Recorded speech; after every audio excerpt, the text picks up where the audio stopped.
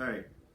What is going on, everybody? Welcome to RBS Cinema. Of course, you guys know the drill. Each week we talk about a new movie. This week's episode, we're talking about Krampus. In every store. And I have two lovely guests here today. I am your host, Devin. Sam is not here because he was busy. He is usually my co-host, but he is not here today. But we have Sam and we have Andy. So say hello, gentlemen. I hate to break it to you, but that's not my name. No, wait.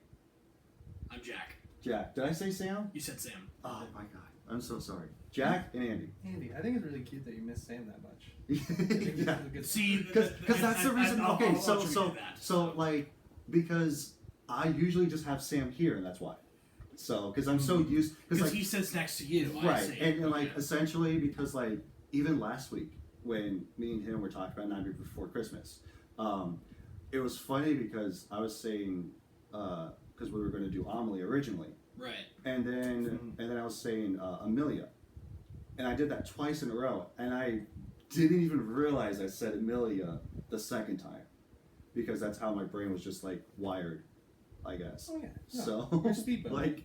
You don't catch everything. So, but yes, I am sorry, Jack. No, for you're calling good. you You're Seth. good. So, but yes, welcome to the podcast, gentlemen. Oh, thank you. And thank you at home or in your car or at work or in your room, wherever you're watching / listening in the world. So, yeah, but yes, thank you, gentlemen, for being here.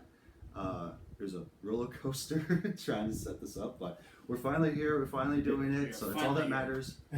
So, and we have a little bit of a different setup because Andy was nice enough to bring his stuff for his equipment, and hopefully this will be a little bit better as we keep going on. So I'm so honored to be in such a professional setup.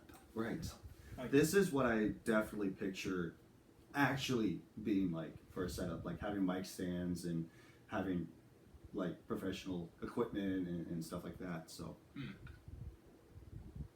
but yes, so yes, welcome to the episode. For those of you that don't know, or this is your first time listening, essentially what we do is that each week we talk about a movie, and we talk about taglines, and then we start talking about the movie. Change it a little bit to where instead of doing it from beginning to end, what we'll do is that we'll talk about favorite parts or things that you noticed that you wanted to talk about, and then going essentially from beginning to end all the way to the end of the movie, and then give a consensus on RBS, which is rent, buy, or skip, is what is the reason why this is called RBS Cinema in the first place. And then pretty much also do which Sam suggested, instead of calling it wrong people, talking about certain people, because these are people that will give like a really high review or a really low review rating on either a really good movie or a really bad movie, and then we pretty much just like dive right into dissecting what they're talking about. So sort of again dissecting the extremes of movie reviewers as you know, as we are. Yes. You know, feel free to do this for us as well, because you know, we're not right about everything. No, There's going to be some things that I bring up in here that are a bit, no, I won't say controversial, but certainly subject to opinion and interpretation, of course. right, yeah, because the reason why that we, instead of calling it wrong people, instead of calling it certain people or suggested people, is because that we can also level with people in the aspect of saying, like, you know, this isn't a good movie because of like X, Y, and Z and all this bunch of detail, and then kind of being like, yeah, you know, like they are kind of right for, you know, X, but Y doesn't make any sense. Z, you know, it kind of falls off. Like, I don't know what they're talking about with that aspect of the detail of the movie or whatever, but yeah. But otherwise, I have some fun stuff for that once we come across it. Of course. So, but yeah, otherwise, how have you guys been doing? Oh, you know, it's just a lazy weekend this weekend, you know. It's the holiday season, so naturally this was a good pick for Yeah. us to be able to come in and watch because, there's plenty of Christmas movies, but this is certainly one of them, I will say. Yeah. It is indeed. Yeah. How have you been, Andy? I gotta say, I've been having a bit of car trouble this weekend, so like things are kind of topsy turvy. But Yeah, I've been there. coming here, I'm feeling like a healing presence here. And it's nice. It's perfect for this time of year. Right. Yeah, because I recently had to sell my car because my power steering went out and it was going to cost me $2,000 to fix again that's rough. for the second time. I was just like, I'm not dealing with this. So I ended up just selling it for parts for like $1,000, and I was just like, all right, I'd rather be done with it, and then have that money to the side, keep putting money into that, so that way here sometime next year get another car. The three So- things you definitely do not want to hear when something's wrong with your car: power steering, transmission, Yep. and air conditioning. Yep. If any of those things are wrong with your car, then it's going to cost a fortune to fix. Yeah. So That's those are for one sure. things that you definitely do not want to hear. I guess also engine trouble. Like for me, at least, those three things are like those. Like I guess like engine trouble is like the fourth horseman of the apocalypse, if you so wish to say. But I feel like those three are like the nails in the coffin. It's like, well, dang it, Right. Yeah, for sure. Yeah, because I have had bad history with cars. The first car that I had, I ran out of oil, and I thought I could make it to the store to go and get oil, but I didn't. I ended up breaking down because the pistons got so hot that they melted through the engine block. Yeah, that'll do it. That pretty much like put that car out of commission. And it was a it wasn't a Camry. I can't remember what it was off the top of my head anymore. But then second car I had after that wasn't my fault. It just would not like start, I think, or something like that. I can't remember now. But like then that one took a shit on me. And then had the third car, which was a Dodge Stratus, which was my best car that I had. It was a 2-door. So it was great. It was awesome. But then the engine was starting to go, and I was afraid that because of the amount of distance I was going where I was living at the time to work, it was like a half-hour commute coming from where I was living and where my job was, that I was just like, okay, I can't keep doing this every time because I'm afraid my engine's going to like crap out on me at some point. So I was just like, I need to figure something out. And then I had the Chevy HHR that I leased, and then I had this one, the Ford Focus, that I paid off, and then a few months later had to sell it because the power steering went out. So, and here I am now That's down rough, to my wife and her car. So, so yeah, it's not a great time all the way around, because especially with it being so close to Christmas, it's never a good time when you have something coming up to deal with car stuff. And that's why every listen matters, folks. Every listen matters. Like, Yes. subscribe, smash all the buttons. Wherever you get the this good buttons. podcast on any streaming services, make sure you listen in every week. Yes, please. Because eventually what I want to do is actually get a Patreon going and then do some fun stuff on there. That's the way to do it. That's my idea, is either doing enough episodes or enough people that will listen in and Yeah, of subscribe and follow and stuff, because like that way people like that are fans of the show, they can actually get more content, more entertainment out of me or you guys or whoever's here at the time. So because I definitely have big ideas for the Patreon, but you at home I would really appreciate you at home if you could definitely chime in, share the hell out of this thing, because this is definitely a dream that I've always had, to talk about movies on the internet for nobodies and to get people to watch other movies and say, hey, that was actually a pretty good movie, or hey, this movie was poopy. So and like that's just how it is. Like some movies are good, some people don't like other movies, and you know, there's a podcast that I follow, which is Bad Movies Rule. They take the subjective with the objective of movies and divide it in half to be like, okay, is this a good movie, a bad movie, or a bad movie that rules? So it's like, if it's a bad movie that rules, it means that it's a bad enough movie that you will still go back and keep rewatching it. But if it's a bad movie, of course, it's like, don't even bother wasting your time. Just like this. It's RBS. You rent the movie, you can buy the movie, or you can skip the movie.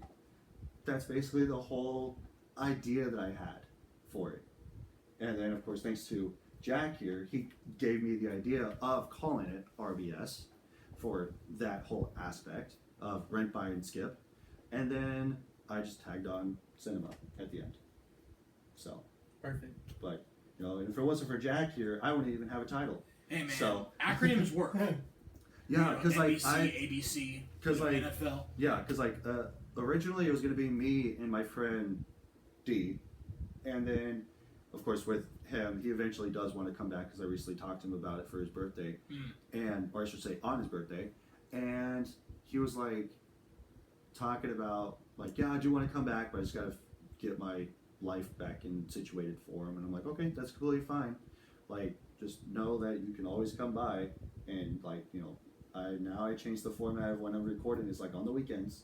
So you can shoot me a text later on in the week saying, hey, I want to come over. I want to talk about this movie. And it's like, okay, cool. Give me enough time to watch this movie, take some notes, and you can come over and we can talk about it. So. And tell me, Devin, do we have a movie to talk about today? Yes, I already said that. It's Krampus. Oh, yes, of course. Yes. It's showtime. Okay, let's go. It's Krampus. As if I don't already know what we're going to be talking about. Right. But you guys are chomping at the bit to talk about this movie. Yeah, I know. This guy's comptrolling over here. Keeping You it guys on track. are chomping at the Yeah, bit. I haven't really done took notes on a film since I was in high school, so Yeah. this is riveting stuff, you know. Right. Well, that's what, you know, typical people do on a podcast. They talk about stuff first, Oh, and then we talk absolutely. about that. So, That's what the best podcasts do. gotta keep people on their toes. Yeah, especially if you're like planning a Patreon model, you're Mhm. gonna want to. Actually, we'll throw it to you. If you have any ideas for exclusive content you're looking for, Absolutely. drop it Oh, in the 100%. comments. We'll do almost anything. But I won't do that. Good old meatloaf. But yeah, definitely leave your suggestions in the comment section below for if I actually do end up making a Patreon, what you guys want to see on there. Because I already have my own ideas. But it's not just about me, it's about you guys as listeners, participants, watchers, whatever you want to call yourselves. But fans mostly is what I want to call you. Like, definitely leave it in the comment section below. Also, because there could be some times when I'll come on here and it's just like, I don't know what movie to talk about next week. And like, that's the reason why I have the wheel. The wheel I have, which The wheel is good. for those of you guys that aren't aware, sometimes I will spin a wheel for the decade, and whatever decade that wheel lands on, I will spin another wheel corresponding for that year, and whatever year that wheel lands on, I will get the top movies of that year, spin it, and then that will be the next movie. So up until I actually get suggestions for people to suggest, hey, I want you to talk about cats and dogs, or I want to get your consensus on Ghostbusters, or you know, like the 1966 Batman movie, like that sort of thing. And to what I understand, we're not necessarily here to talk about good movies, though. It can be anything. trash movies. It could be too. the absolute like Samurai sloppiest Cop, of like Hollywood slop. You know? like Samurai Cop. It could even be B movies or even C movies. I don't care. Like, as long as I'm able to like sit there and watch it, and like whoever I have on the podcast with me, whether it be Sam, you guys, combination of all three of us getting together and doing this, and it's like, okay, awesome. Then, you know, let's hunker down. Let's sit and talk about a movie for an hour and a half, 2 hours. So Yeah. but yeah, otherwise, instead of cutting through this cheese, let's go ahead and cut the bullshit. So yeah, today's episode we're going to talk about Krampus. And again, for those of you that are new to the podcast, what we will essentially do is that I will talk about who directed it, started, wrote it, all that fun stuff, boring stuff, whatever you want to call it. And then we will talk about the movie. So, yeah, and I already have that stuff here. So, movie, again, is Krampus for the third time, if you're not paying attention. And movie was directed by Michael Dougherty. I think that's how you pronounce his last name. Doherty, I believe. Dougherty. Doherty. Dougherty. and then he also wrote it. And then we got Todd Casey and Zach Shields that also wrote the movie as well. And we got MJ Anthony as Max, who's the little boy, the kid. Adam Scott is Tom, who's his dad. Toni Collette, who is Sarah, who is the mom. Which I actually love Toni Collette. The first movie that I remember seeing her in as of recent was Hereditary, which that is a really good horror movie. If you guys like that, it's an A24 movie. If that gets your goat, because I know it gets mine. So I haven't seen that. it's really good. It's definitely watch it for sure. I can already say off the bat, it's a buy. It's definitely a buy. Definitely check it out and buy it. No episode needed. So, no, there might be an episode later on, just not yet. So when the time comes, it will. When talking about the cast, the two things that stood out to me the most are obviously MJ Anthony, who I recognized not at first, but then as I kept watching him, I realized that MJ Anthony is the son in a movie called Chef with Jon Favreau, who he starred and directed in it. And I can't remember the kid's name off the top of my head, but he's also in it. But he plays a big role in that movie. And I just thought it was funny that here's another kid. Here he is again playing a son of like, and you know the dad is a more prominent figure in the movie in Chef. But I mean, he's playing essentially a similar type of character in this. Mm-hmm. And the other guy that caught me off guard that I didn't expect to see was David Kushner, which David Kushner is Uncle Howard in this movie, and because he's in a bunch of different comedies and stuff like that, but he's always typecast in like so good. Just similar types of roles where it's just like, oh, he's just like a bald redneck in most things that he plays. I mean, for those of you who don't know who David Kushner is, you might recognize him as Champ Kind from Anchorman. He's the sportscaster in that show, which he's got the cowboy hat on. Yeah, but he's in a lot of like comedy movies. But he was definitely had a prominent role in this one. But those are the two ones that really stood out to me as being ones that I recognized. Oh yeah, for sure. Yeah, because like David Kushner, he was definitely my fan favorite of the movie just because he's so recognizable in most comedies. So, and especially where if you know that you see somebody in a specific movie, like especially David Kushner, it's like, okay, I know that I'm in for a good time because he's in this movie. Like, he definitely carries some of the performances in this movie. Because especially with this movie, it's a horror comedy, essentially. Because like there are times to when it's comedic, but then oftentimes it's also horror based. So it's a horror comedy. So it's not just straight horror; it's where everybody's just having a bad time. It's a specific type of comedy where it's like almost satirical. Right. It's kind of like it's almost borderline dark comedy. All of the jokes in this movie are so tongue in cheek. Yeah. And we'll get into that as we go like through some of the scenes, but it's just so obvious what they're trying to do with some of the jokes they pull up in this movie. But then like all of a sudden it'll change to like a more like suspenseful, horror type scene in this movie where. It just like it's such a fine line that this movie goes through. Right. To what it might put some people off. It's like people who just want to see like a horror movie will be put off by like why? Okay, am I supposed to laugh here? Am I supposed to be scared here? But and then there's some people who will be like, you know what?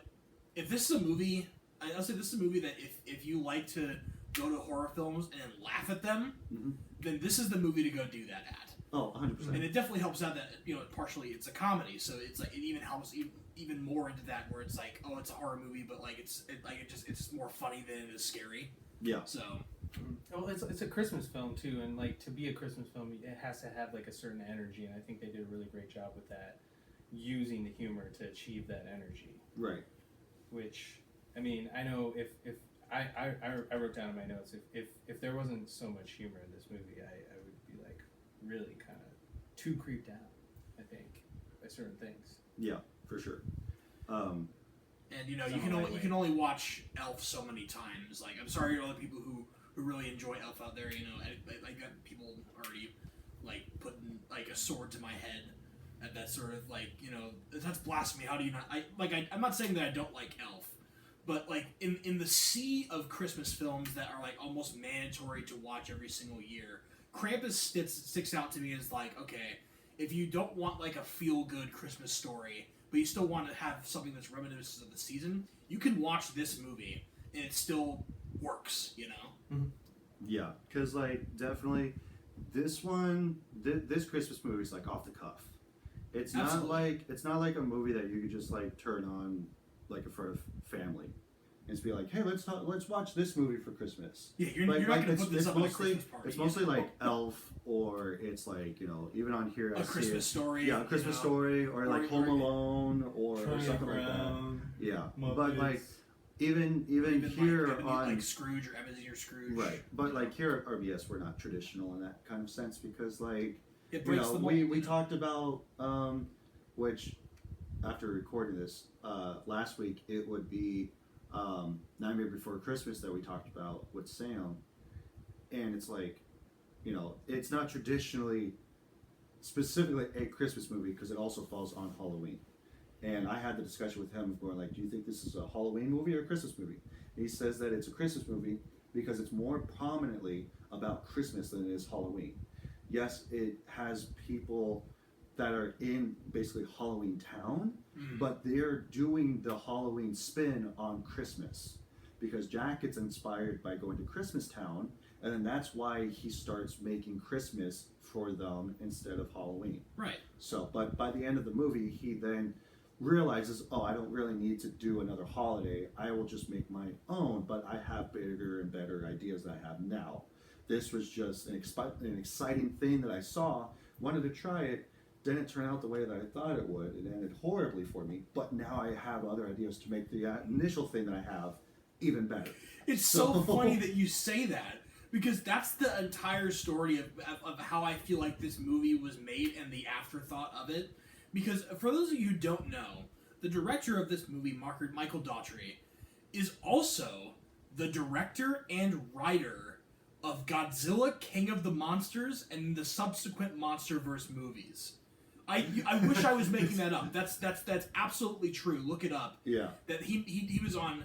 I think he directed King of the Monsters, but then he was like he was a producer and, you know, like a co-writer on Godzilla vs. Kong, and then Godzilla Kong, the New Age or the New Empire, or whatever it's called. Right. So like that's what really shocked me, because I had never really given much thought. I was like, who directed this, and like what else has this guy done? And then I look up on his IMDb page. It's like, are you serious? Like, Right. how do you go from, because he made Krampus first, and then those movies came out. It's like, how do you go from horror Christmas movie to MonsterVerse cinematic universe? It's just like, I thought that was so hilarious. Like, he wasn't a part of Kong Skull Island or the first Godzilla movie, but he was part of Godzilla King of the Monsters. Yeah, I really liked I never saw the first Godzilla movie as of like the King of the Monsters verse. But I did see Kong Skull Island. I liked Kong Skull Island. And it was actually, and it was a really good introduction to those characters and those monsters, because like, even for Godzilla, the thing that turned me off after hearing about it was the fact that it doesn't feature Godzilla. Like, people went through the movie and they said you only get Godzilla for like, I think it was like 14 minutes throughout a 2.5 hour movie. And it's like, because like this version of Godzilla, it was about the people. It wasn't about Godzilla. Yeah. Godzilla was just there, and the things that he was doing were basically screwing up the people that were in that town. Which is, again, pretty similar to how he sort of wrote and directed this movie, Michael Daughtry, for Krampus. Yeah, how much Krampus are you getting in this movie? Probably, I'd say maybe like 10 minutes. Yeah, maybe 10 12 minutes. Like generous, maybe like 15 minutes. Which, I mean, because he's there's prominent definitely at the end, but like, there's a reason for that, which we can get into like as we talk more about like the actual plot of it. But like, yeah, I like just going off of what you said about how Night Before Christmas sort of breaks the mold. This movie certainly does that, and not only that, but it inspired other sort of like deviations from what like a normal Christmas movie is. Because then after this movie, like years later, you have movies like Silent Fight. And then you had recently Red One that came out, which is a Christmas movie, but it's like an action movie, which Yeah, and, I mean- and there was also Violent Night too. It was Violent Night. oh, or what okay, it was, that's- was, yeah. it was either what's David Silent Harbour? Fight or like Violent Night. Or Yeah, whatever. it's Violent I like Night, Silent yeah. Fight though. Silent Fight, That should be like, the sequel. but to anything. but there is actually a which I actually have on Steelbook is Silent Night, which I don't remember who it is off the top of my head, but he's I think he's mute or he's deaf, and so it's an action movie, and so it takes place around Christmas, and I think if I remember correctly, in the trailer, his wife and kid they get killed, and he tries to take revenge, but he can't hear anything, so he's deaf, or he can't talk, or something like that. I can't remember, but it's called Silent Night, Okay. and I haven't seen it yet, but I might watch it for Christmas this year. Who knows? Yeah, So- and then we could get into the whole debate about like what's a Christmas movie or not, but we would be here for another 30 minutes just talking about that. Oh, Maybe 100%. an hour talking about like the whole debate of like is Die Hard 2 or Die Hard 1 like a Christmas movie because it takes place on Christmas. Like Die we Hard don't is we definitely don't a have time Christmas for that. movie. We have to talk about this movie. Yeah. I feel like first and foremost. Right. So speaking of, let's go through the rest of the cast here. So yeah, we got Stephanie Lovey Owen. I think that's how you pronounce her middle name, as Beth, who is the daughter. Krista Stadler is Omi, who is the grandmother / mother of Adam Scott. She's And an then, important character. yes, very important character because she actually has the backstory of Krampus, but we'll get to that. And then we got Conchata, I think that's how you, Conchata Farrell, who's Aunt Dorothy, who was the maid for two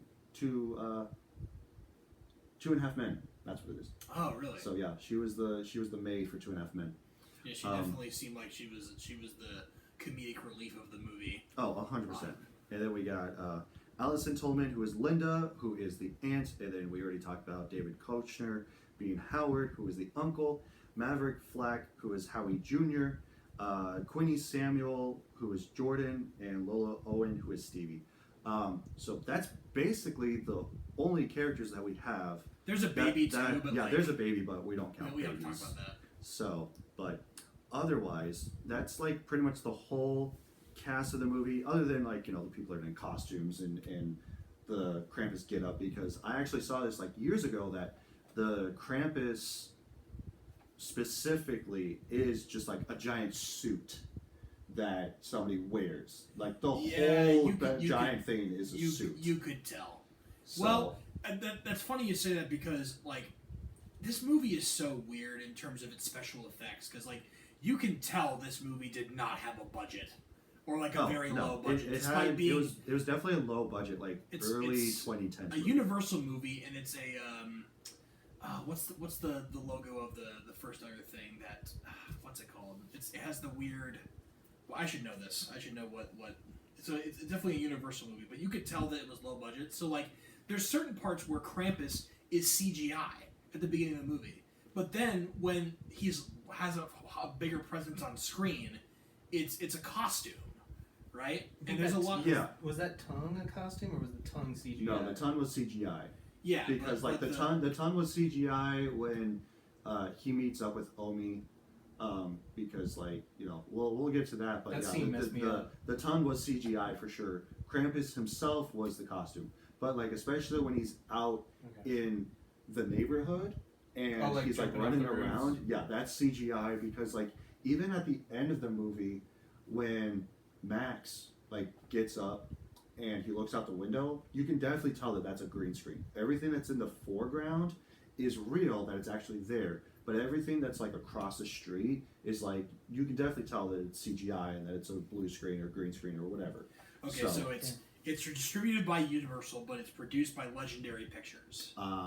That's what it is then. Yeah, it's Legendary Pictures. So like other movies that they've it's weird that like you see those two movies and they usually do like high budget films, and then you have this movie all of a sudden. It's like, I guess it was sort of his creative vision. It's like pitching. Imagine pitching this movie to an executive where it's just like, yeah, I want to create a Christmas movie about Krampus, and he's this German mythological figure, and I want it to be like Krampus kills a whole family because they're naughty.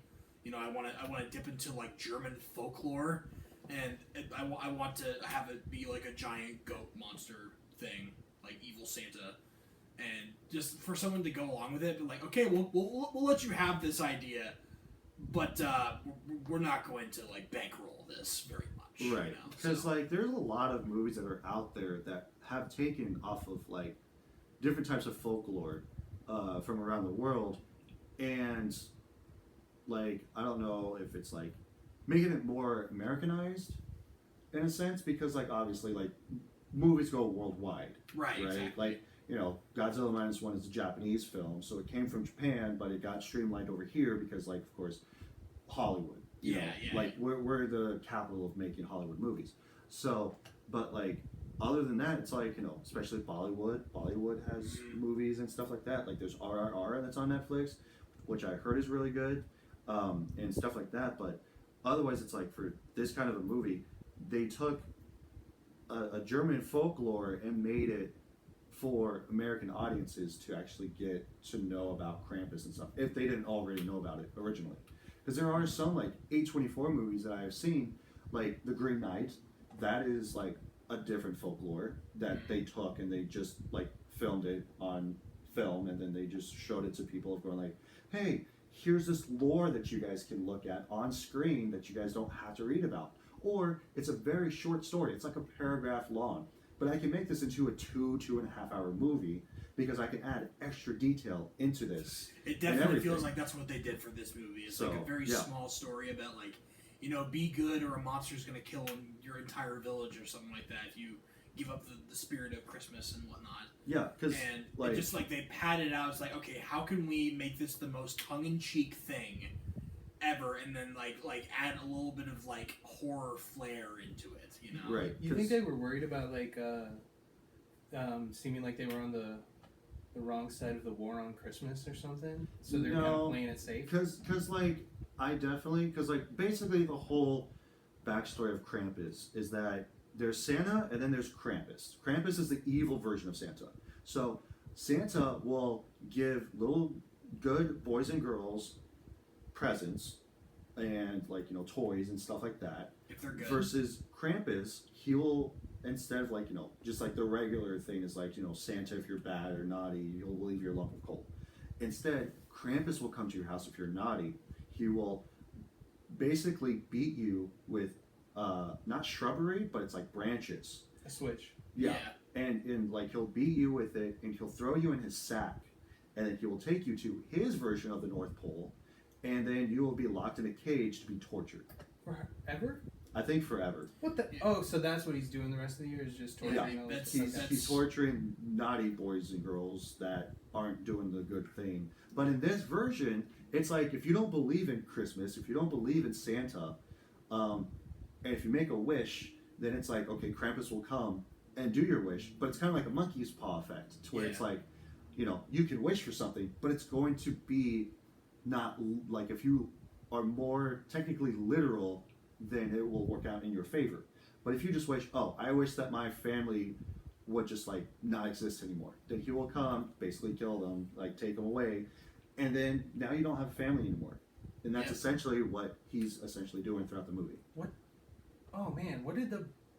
Hold on, I missed that. I thought the boy just tore up his letter to Santa. Did he also wish something? In doing that, he sort of renounced like the idea the of holiday like, spirit, holiday and spirit believing in Santa and stuff. So Krampus wasn't coming to the house this time to grant a wish. He was coming here. Well, no, technically Krampus he never was. does No, technically he was granted a wish because he wished that his family would just go away. And that's essentially what Krampus is doing, but in a very sick, demented way. Well, to be more specific, in his letter that Max wrote, he kept it hidden because he wanted to, send it off to the North Pole because Max still believes in Santa. And because there's a funny scene in the beginning where, to talk about the opening scene, it's basically like a Black Friday-esque like mob going through like a fake superstore. Yeah, because that's what I had written down was like the trampling of people going through the supermarket. Again, like more, the Walmart, basically. more hyperbole and more like tongue-in-cheek, like about the absence of the Christmas spirit. Yeah. What happens is that Max gets into a fight with a kid in a Christmas show because he told him he doesn't believe in Santa. And then at the dinner table, when all his family comes over, because they're coming over for Christmas, so it's his mom and his dad, his sister, their grandmother, and then their cousins, aunts, and uncles that all come over. And Max writes a Christmas letter To Santa. saying to Santa, and he wishes all these good things about his family. Like, he wishes he'd spend more time with his sister. He wishes mom and dad wouldn't fight. He wishes that, his... it's kind of funny that his uncle wouldn't treat his daughters like sons, like they're boys. Because they're supposed to be twin daughters, and there's a he little treats bit them of like sons. a little bit of transphobia in there, just a tad bit there. Just a like, smidge. so But that was before that was ever. In essence, he writes this letter wishing for his family to be less dysfunctional, and then when he goes to dinner and they're like awful. Like, these are horrible people, by the way. Oh yeah. Like, before the movie starts, again, it's hyperbole for like how a normal family works around Christmas, but or some families are. But like in this case, he rips it up, and that's basically him saying to Krampus, like renouncing, like, Santa, I don't want you to do this anymore. I give up my wish. And then that's when Krampus comes in, because he's like, okay, because you ripped this up, like, I'm going to just take all these people away, And essentially, like, he's just murdering all of them. Like, I mean, it's all like off screen, because this is one of those horror movies they end where, up like taking them away and not specifically showing them actually like getting crushed or killed in a certain way or whatever. Just basically like essentially being taken away, in a sense. And make no mistake, this is a cheap horror film. Oh, in the sense 100%. That it's all the deaths are off screen, and the monsters and stuff for the most part are puppets and like animatronics and stuff like that. Which I actually really appreciate them not doing just specifically CGI for Yeah, a movie course. like this, because that actually makes it really good. The lower the CGI for like a monster, because like I talked about the thing with Sam like forever ago. Yeah. And we talked about the fact that they didn't use CGI a whole lot back then, like in '87. Because it was expensive as shit. And of course, like, they didn't have the technology to make whatever that they wanted to make for the time too. But even with that, they used more practical effects and like puppets and animatronics for like the thing. Yeah. And it's just like we really liked and enjoyed that, because I also watched the 2011 prequel of, which is also called The Thing. Yeah. Where it was about what happened to the Norwegian scientists that uncovered the thing, that all of the monsters that they did was CGI. So it didn't really scare you that much, because it's like, okay, that's interesting to see how this came about, like the two-faced thing, monster thing, and whatever like that. But other than that, it's like, okay, it's not practical, so I'm not really specifically freaked out a whole lot because of that reason. That's what made The Thing, the original one, in the 80s, so synonymous, was because of the practical effects. They were so well made that it's like, okay, cool. Like, that was actually really good. So yeah, I mean, you don't have to have a huge budget to make a good horror film. Not at all. Just look at Blair Witch Project. I mean, yeah, like even then, like they basically played them psychologically, because they were like, okay, like, you guys are just gonna go out in the woods, just record. Yeah. Like, we're filming a movie, so just record, and we're just gonna basically pop in every so often and freak you out, and like you guys won't know what's coming. And it's kind of like in The Shining, like towards the end of the movie, where I don't remember who it was, but like the girl that was there, they basically shunned her. Like the director told everybody on set, shun her, don't pay any attention to her, ignore her, all this bunch of stuff, because then she started going crazy, because like that's what he wanted, was for her to freak out at the end of the movie when Jack Nicholson started going crazy on her. And then, especially a little tidbit for that movie was that originally they replaced the actual door for that scene when she locked herself in the bathroom with a fake door, like one that's like very, very thin. And so they didn't realize that Jack Nicholson was also a fireman. Or he trained to be a fireman before he was ever an actor. So he knows how to open a door with an axe. Yeah, so he knew how to cut open a door, and he went through it like paper. Yeah. And he goes like, yeah, I think we need to actually put the actual door in. And because they didn't realize how easy it was going to be for him to actually like cut the door open with the axe. And so like when he's doing it, he's actually cutting through an actual wooden door that's very thick. that he cuts through it, and then synonymous. Here's Johnny scene, and like that is her tipping off point during that scene, because then it seems like that she's actually going crazy, which in reality she actually is, because everybody was like bullying her, like spitting on her, all this bunch of stuff, like treating her like trash and horribly, which of course you can't do today for today's standards. But like that was the biggest thing that people would do back then, just to get that effect, like to do that. Did she know that was gonna happen? No, not at all. They did not tell her, because Complete like that was the thing that I think, who was it, Stanley Kubrick that made that movie? Yeah, Stanley Kubrick, the director of The Shining, he goes like, telling everybody on set, ignore her, like shun her, don't pay her any attention, like push her around, do whatever, and blah blah blah, because he wanted that effect of her going crazy while Jack Nicholson was also going crazy, but Shelley just Duvall. more maddening. Yeah, Shelley Duvall, that's who it was. Yeah, Shelley Duvall. But enough of that movie. We're talking about Krampus, yeah, not Shining. None of those really really good movies. I was gonna say none of those like directing techniques are present in this movie. Let's not like beat around the bush here. The acting here is okay. It is average. It is very average. You're not going to get anything above a baseline, like baseline performance that normally someone does in a movie. But like it's hammed up. The comedic parts are certainly, and also some weird choices for sound effects and stuff like that.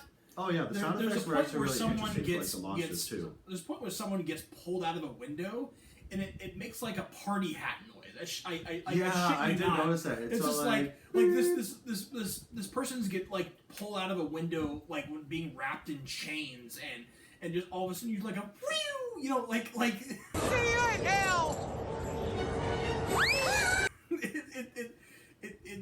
the total shifts in this movie are insane. I think that's why I really felt like I was watching a Christmas movie the whole time. It was like I was just like, oh, this is like way more joyful than a horror movie should be. Yeah, because but I loved it. Yeah, I was expecting like blatant jump scares. I'm gonna be honest, because if you don't remember, the marketing campaign for this movie was aggressive. Oh, I 100%. haven't seen the movie until this year, but back in 2015 when this movie came out, it was aggressive. Like there were so many ads and stuff for Krampus that came out. Yeah. Where it was almost inescapable. Like, oh yeah, there's like they wanted to get it out that like, hey, we're making a movie about Krampus.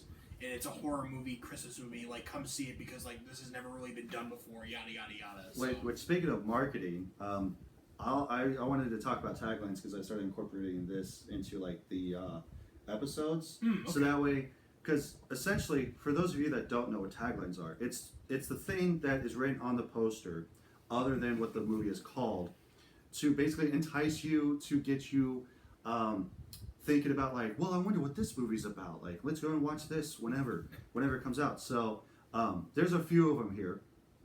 So I got you. You don't want to be on his naughty list. Because of course, like I mentioned before, Krampus is going to take you and stuff. Oh, it's so tongue in cheek. And then it's ... is coming to town. So it's supposed to be Krampus is coming to town instead of Santa is coming to town. And then it's like you better watch out. It's a lot of like of the Christmas song lyrics. So it's like you better watch out. And it's like this one was actually pretty good. When the Christmas spirit is lost, he arrives. And that's the whole driving force of him coming and doing this to this movie. So like that's what's the reason why that he is doing this, is because that the Christmas spirit is lost. So now he's coming to actually like, okay, cool, lost Christmas spirit. Guess what? I'm coming here and I'm going to take away everything that you hold dear to you. And then it's like, this one was actually really interesting because this makes it seem like that it's a horror movie. Is like, will you survive this Christmas? So that one's pretty good as well. But the last one is really really wordy because like, notice how these are like very short sentences, right? Yeah, if you don't know, he's showing us the tagline. Yeah, this last one is... For those of you who are not watching the video. That's a tagline? This is a tagline. Okay. It's like, he sees you when you're sleeping. He knows when you're awake. He knows if you've been bad or good. So be good for goodness sake. That's a lyric from the song. Yeah. That's not even a tagline. Like, and it's not even the tagline couldn't be like that wordy on a not on a trailer, but like on a poster.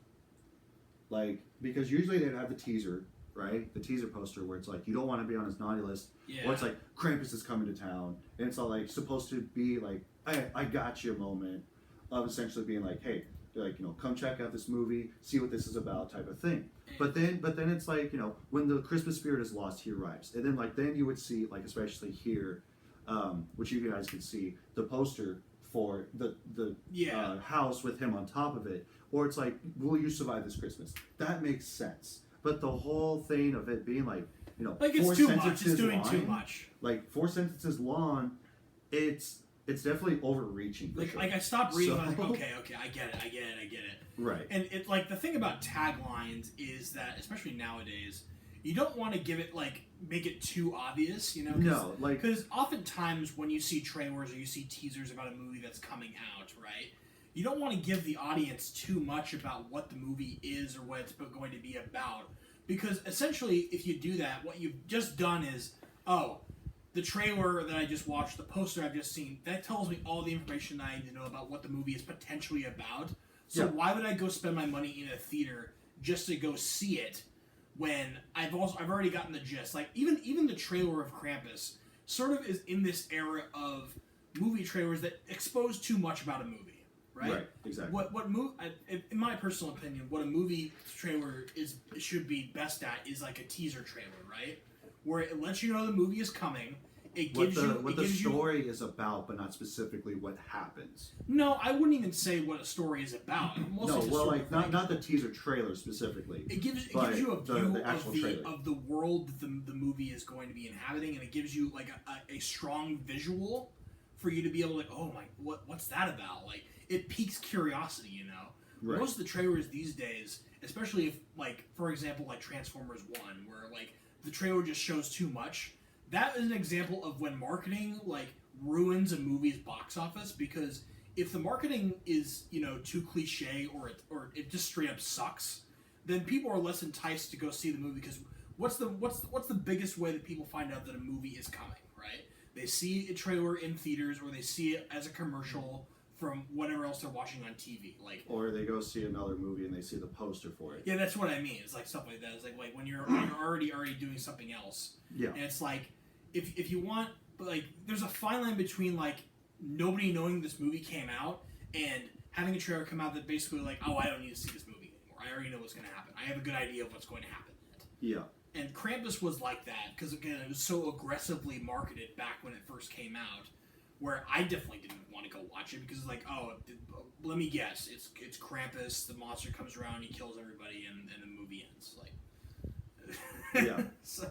But yeah, speaking of trailers, like when I went to go see a movie and this trailer came on, there was like the part where the Jack in the Box creature is upstairs in the attic, and like he just opens up his mouth, and then they're all like screaming and stuff, and then like it cuts to black.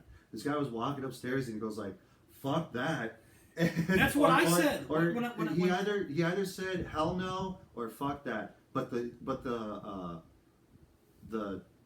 people that were surrounding us like burst into laughter, as well as me and my wife.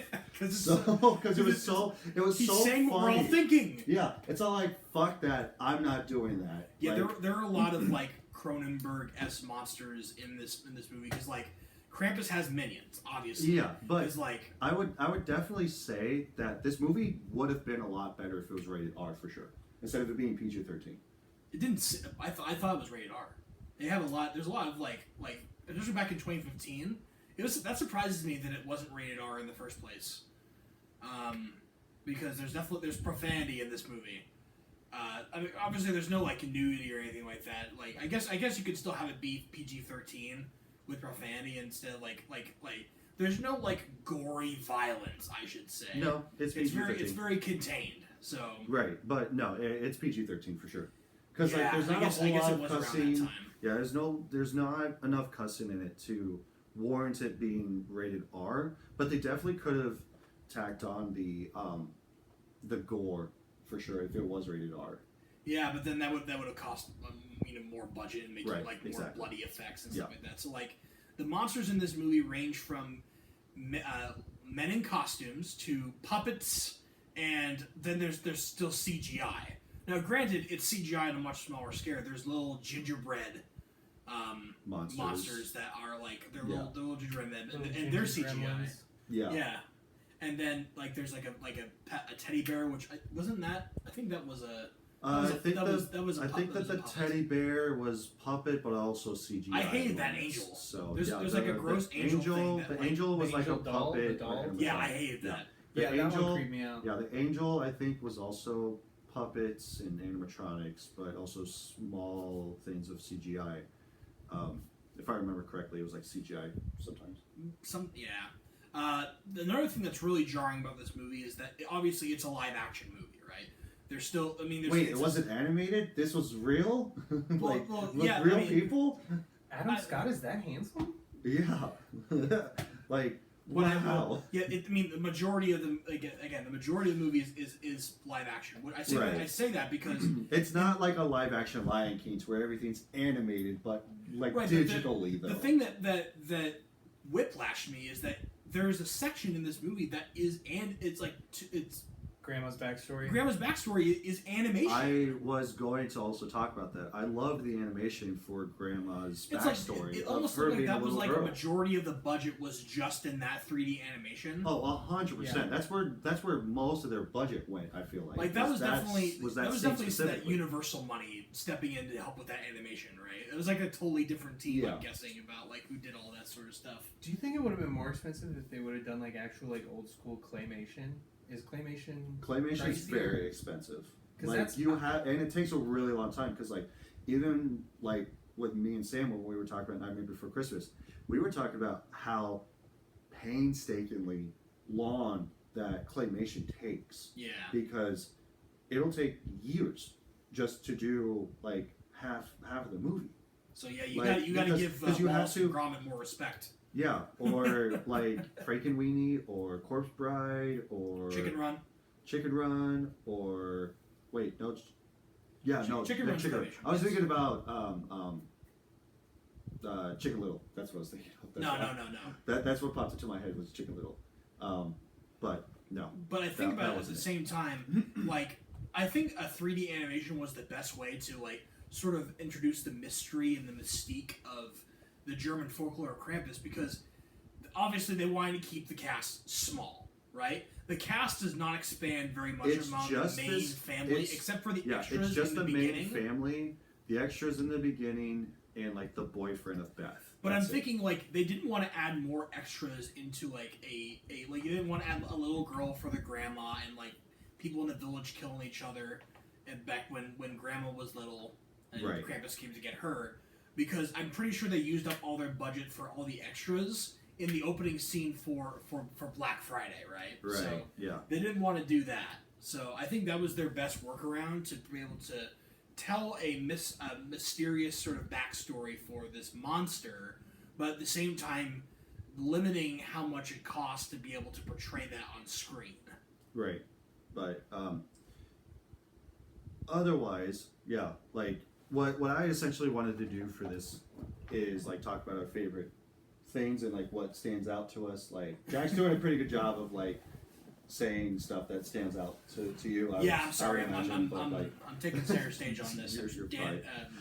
But like I said earlier, you guys are chomping at the bit to talk about this movie, and I don't understand why. You said to come in. This is a film podcast. Well, yes, so I wanted to go a little bit more in depth. Right. Because like this is definitely a different change of pace between me and Sam. Because like, of course, Sam, if you're watching, don't take this the wrong way, but he just sits there and just nods and agrees with what I'm talking about, like without actually giving feedback, like minimal things that he will talk about, and then we will just keep going on. Because like, especially when I was talking about this with Wyatt and Sam with Spider-Man, I was just like, chiming in every so often going like, so I'm halfway through my notes, do you guys have anything to talk about? They're like, no, like everything's fine, like you're doing your, like, not that you're doing your thing. I came prepared. This was a homework assignment for me. But it's not the fact that like, oh yeah, like you're not doing your thing, but it's like also at the same time, it's like, you're doing your thing, but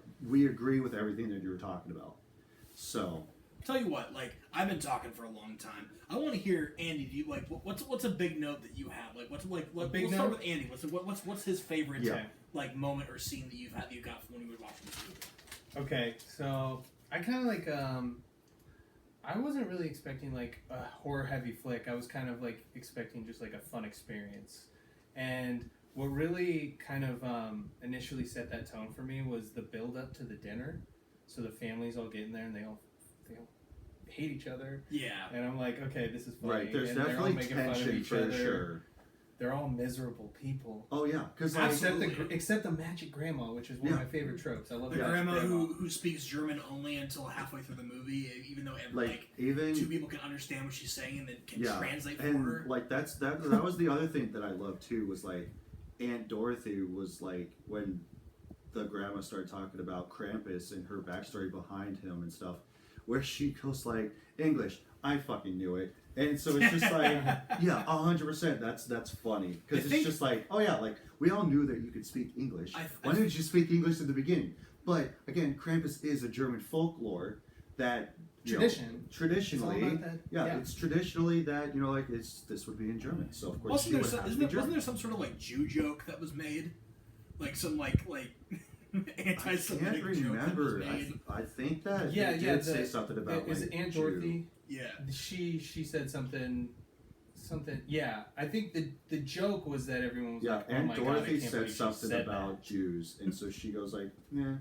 Like grandma, like Obi just goes like, "Yeah, pretty much." Like she does, she does a little, whatever. She shrugs her shoulders. This. We knew she was going to be terrible. Yeah.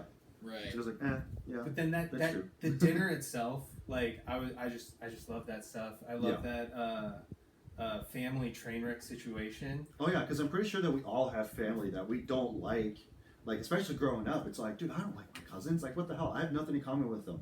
And like, especially that's what Adam Scott was talking to his son Max about, was like, oh yeah, traditionally, we can't choose to who our family is. That's just how they are. Yeah.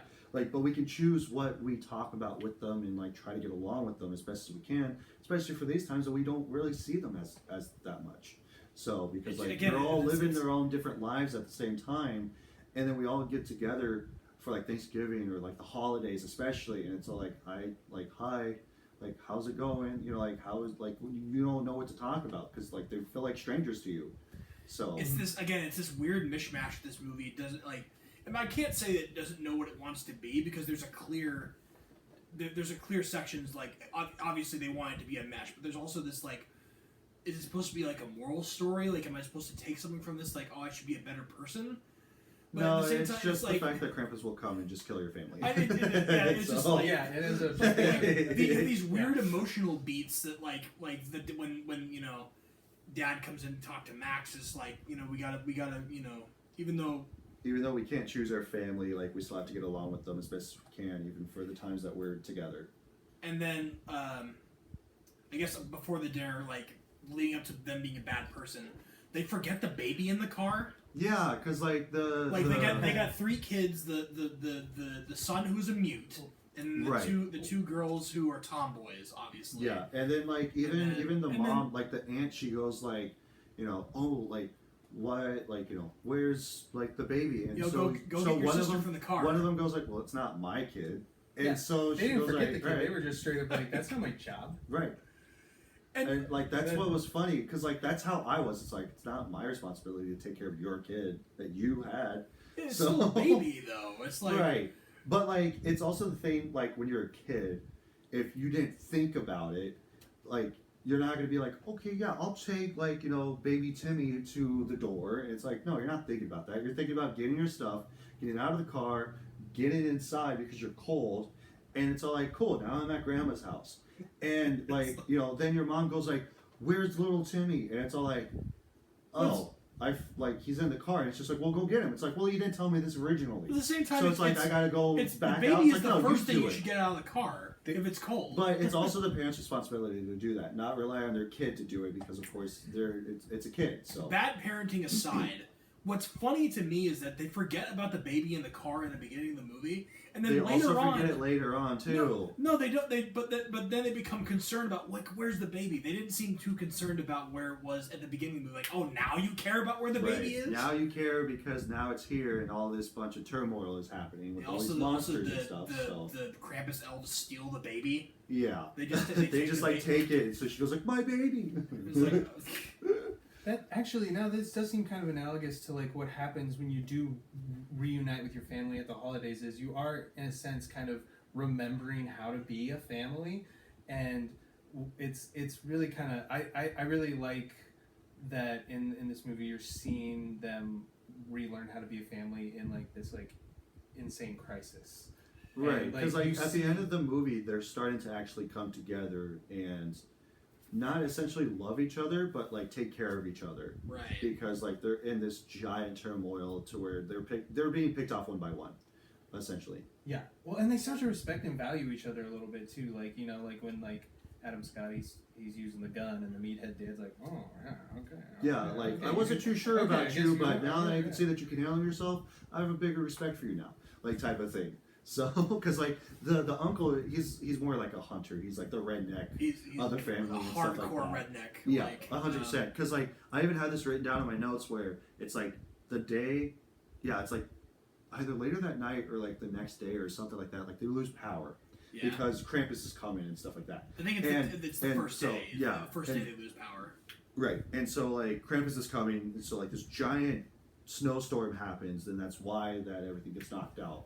And when that happens, because the mom, I can't remember what her name is off the top of my head now, but like, she didn't make like a traditional Christmas meal. Like she wanted them to be like more healthy because like when they were eating, her sister goes like, well, like, you know, maybe your aunt should have made like better appetizing dinner or something like that. And so she goes like, well, we all can't just eat mac and cheese and hot dogs all the time. Like, and so she goes like, speak for yourself, because like, and yeah, she is right. Speak for yourself. Mac and cheese and hot dogs is bomb as hell. I don't care what time of day it is. I will always eat mac and cheese and hot dogs. But besides that, the uncle goes into the kitchen to look for food. And he goes like, oh, like, yeah, like, we got to go out anyway because there's no food in here. And she goes like, yeah, there's leftovers from last night. And he goes like, beer it is. So, because he didn't like the cooking. He also like, it's funny you mentioned his hunting background. He probably is a hunter that he like mentions that, reindeer are a good source of nutrition. And it's like, we mostly refer to reindeer, like the dad goes like, we mostly refer to reindeer as Santa's helpers this time of year. Yeah, So, well, like completely oblivious. No, he said like something about like delivery something, like delivery, not delivery machines. Yeah, but delivery helpers or something like that. Just something to that extent. Also, I love the fact that David Kutcher, uncle, has a compartment for a Remington shotgun and a 44 Magnum. Yeah, and he's the one with the guns and stuff. The 44 Magnum belongs to the aunt. Yeah, and Aunt Dorothy. No, Linda. Yeah, Linda. It belongs to Aunt Linda. So he has the shotgun with like a flashlight attachment, and he drives a Hummer, by the way. Yeah, he drives a Hummer because he drives a Hummer. He has a compartment in his Hummer for guns. Yeah. Like just like stereotypic hyperbolic redneck. Just screams redneck as soon as you see him, because like he doesn't have a traditional Santa hat. No, he has a Santa hat. Bill hat, like it's like a trucker hat, but it has like a Santa hat on top of it. But which yeah. I mean, I just wear that anyway. That's just a funny hat. Like yeah, I think that like going past that, when Krampus finally arrives, and so like you hear the clatter of him on the roof when the mom goes like, yeah, I think those are just squirrels, and Aunt Dorothy, like after a huge crash happens, she says like. Yeah, they're playing with their nuts, and I thought that was like super funny. But I thought it was funny when Krampus is up on the rooftop and then it says like up on the housetop, click, click, click, like playing in like classic. There's classic Christmas music layered all throughout this movie as well, but it's always used in relation when like Krampus is about to attack and stuff like that. So Yeah, like, especially like, towards that's a good the way to utilize. like towards the end of the movie, even like the electricity comes back on because Krampus is coming down the chimney and stuff, and so like the music starts playing on the radio, and like I think that's what you were talking about. Yes, that's right. Was that so? Yeah. And then like it's playing Silent Night on a laptop because they're without power right now. Like, Yeah. 'cause, So like, a huge storm comes around and it's isolated to just their neighborhood. I think that's how it works. Is like just the neighborhood. So like everybody's power is out, not just Right. them. I was kind of like hoping to the point where like it would be just the house that is covered in a snowstorm and like they're trapped inside a bubble. right. And like if they just got out of the bubble, they would be fine. Yeah, because Like, like I was later hoping, on, Beth leaves because like they lost power, They- and so she goes they- like, "I'm oh my worried for God. my boyfriend, and he only lives like 4 blocks away, so I'll be right back." They let And the then daughter leave in a She blizzard leaves, and then Krampus is like running after her to on try top to of on kill her. rooftop. Yeah, Like, he's jumping rooftop to rooftop to try to get that's her. the one part She of this movie where runs- Krampus is CGI. Yeah, and she runs underneath the truck, and it's not the Hummer. I think it might have been the DHL. Yeah, it's Delivery it's truck. a, And then so like he's there, she sees his hooves walk around the truck, and he leaves. And then she looks behind her, and then there's the Jack in the Box Yeah. that goes off. and I was And I was then like always then ambiguous. she's gone. Like it was always ambiguous. Like what killed her? It was the Jack in the Box that Yeah, killed it her. was the It's Jack in the like- Box creature that we see later on through the movie towards the end. Because then the next time that we see her is actually at the end, where it's like Christmas morning. Right, yeah. And of 'cause, course, like, we'll get to that, but yeah, no, like that's the last time that we see her throughout the whole movie because she's already been taken by Krampus. And then that's when Adam Scott and the uncle they go out to find her, and then they encounter one of the creatures being in the snow, where it sounds like I don't know the specific creature sound or where it's from, but Like a sound effect. it's like a creature sound that. it's like a stock sound effect. Yeah, it's like a basically. stock sound effect that most like horror movies will Yeah. have as like creature noises and stuff. I'm pretty but, sure like- I think it was just Krampus. No, it's not Krampus. It's Krampus, just another- it was like, just I don't like know, one like of a his hidden- helpers or something. Hidden or creature. Okay. yeah, it's like a hidden creature because it happens later on towards the end of the movie Yeah, I know. where that happens too. Yeah. But yeah, and What does But it sound like? Can you like mimic the I sound effect? can't. Not at all. I would have to. It makes. I can picture it in my head, but I can't specifically make the noise. It's now. it's when it's when it's burrowing through the snow, right? And it's like snaking up, and then Kind of like a slithering It's- sort of. It's like- kind of like a snake, but I can't like tell you the sound a of it mythical specifically. creature screech and stuff like that. So I really can't. Again, stock I sound. can't. Yeah, I can't put words to it honestly. Um, Like I might just play a sound bit or something, but maybe cut it out. I don't know. We'll Yeah. have to see. yeah, So- we'll probably just bring up the sound effect like on. Yeah, there you go. Yeah. But no, and then like the uncle, he gets like basically almost being taken, Yeah. and Good I fucking so light I also had this written in my notes too. Was like when he's almost being taken, and because his name's Tom, and Adam Scott, and so he tries to like pull him out of it, and he can't. So then he takes the shotgun, points it at him, and he goes like Tommy, and then you just see, and then like you just hear the gunshot go off without it actually shown of what happened. Yeah. And so the concern in his voice just going, Tommy? And so then you just hear the gunshot go off, and then they actually make it to the house because they were leaving the house for Beth's boyfriend's house. And then that's when they see the gingerbread. And I also had that written down. There's a gingerbread stabbed into the fridge. And he goes like, what sick demented son bitch would do this? And it takes a bite out of his leg. He like takes the leg off the gingerbread and eats it. And I'm just like, that was funny. Like On the subject of guns too, so like I mentioned that, they have a shotgun and then they have a 44 Magnum, right? It's got right. 6 bullets. It's got 6 loaded in it. bullets and that's And it. they give there's a noise that happens up in the attic in a later part of the movie, right? And they go up to investigate. And it's the weird Cronenberg Jack in the Box worm thing with the weird split lip mouth, right?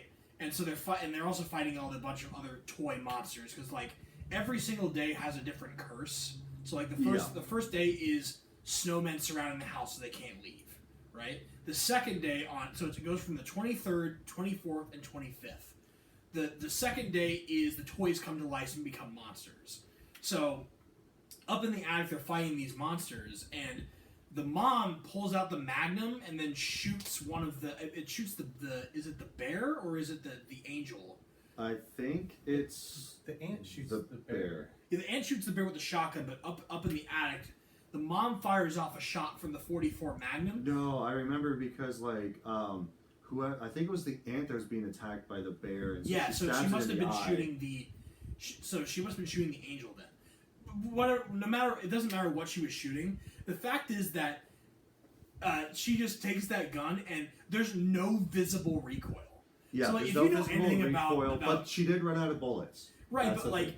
if a 44 Magnum and That's a powerful she was handgun. holding it That's like the this. that's the world's most powerful Yes, handgun in the well, world. yes, thank you, Dirty Harry.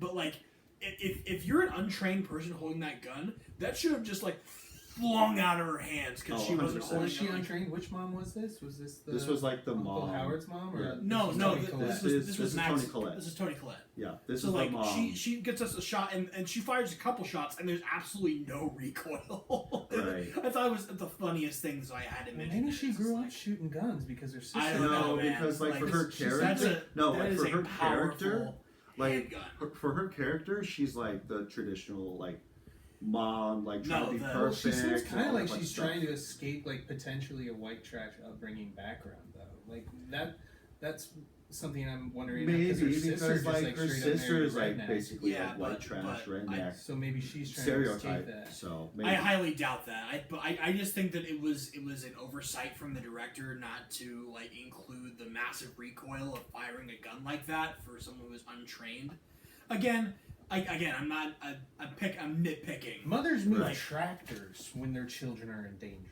But With their bare hands. right. she wasn't- but she wasn't it- defending but her she child, was though. defending herself and Yeah, she was her defending herself. sister Okay. and her. I'm just trying to husband. help you enjoy the So- movie. But the thing is I'm not too. saying I didn't enjoy it. I just said it was just funny to me. Right, but that, the like- other thing Oh, too okay. was that like Sorry. once the aunt realizes that her kids are being taken, she gets the mom strength because the kid the twins were going upstairs because they heard Beth calling out, and so they're like, Beth, what are you doing up there? Everybody's freaking out. Like, you know, your dad and our dad went to go and pick Hey, try come to up find here, you. guys. I'm all right. Yeah, and so like that's the whole thing of Classic why that they horror went movie upstairs player. in the first place. So there are But- certain acceptable triggers for going like Super Saiyan Mom mode. Yes, because then she realizes that her daughter, one of them was on the floor asleep, and so then when she saw that, she got mom rage and took the teddy bear, stabbed it in the eye, threw it to the wall,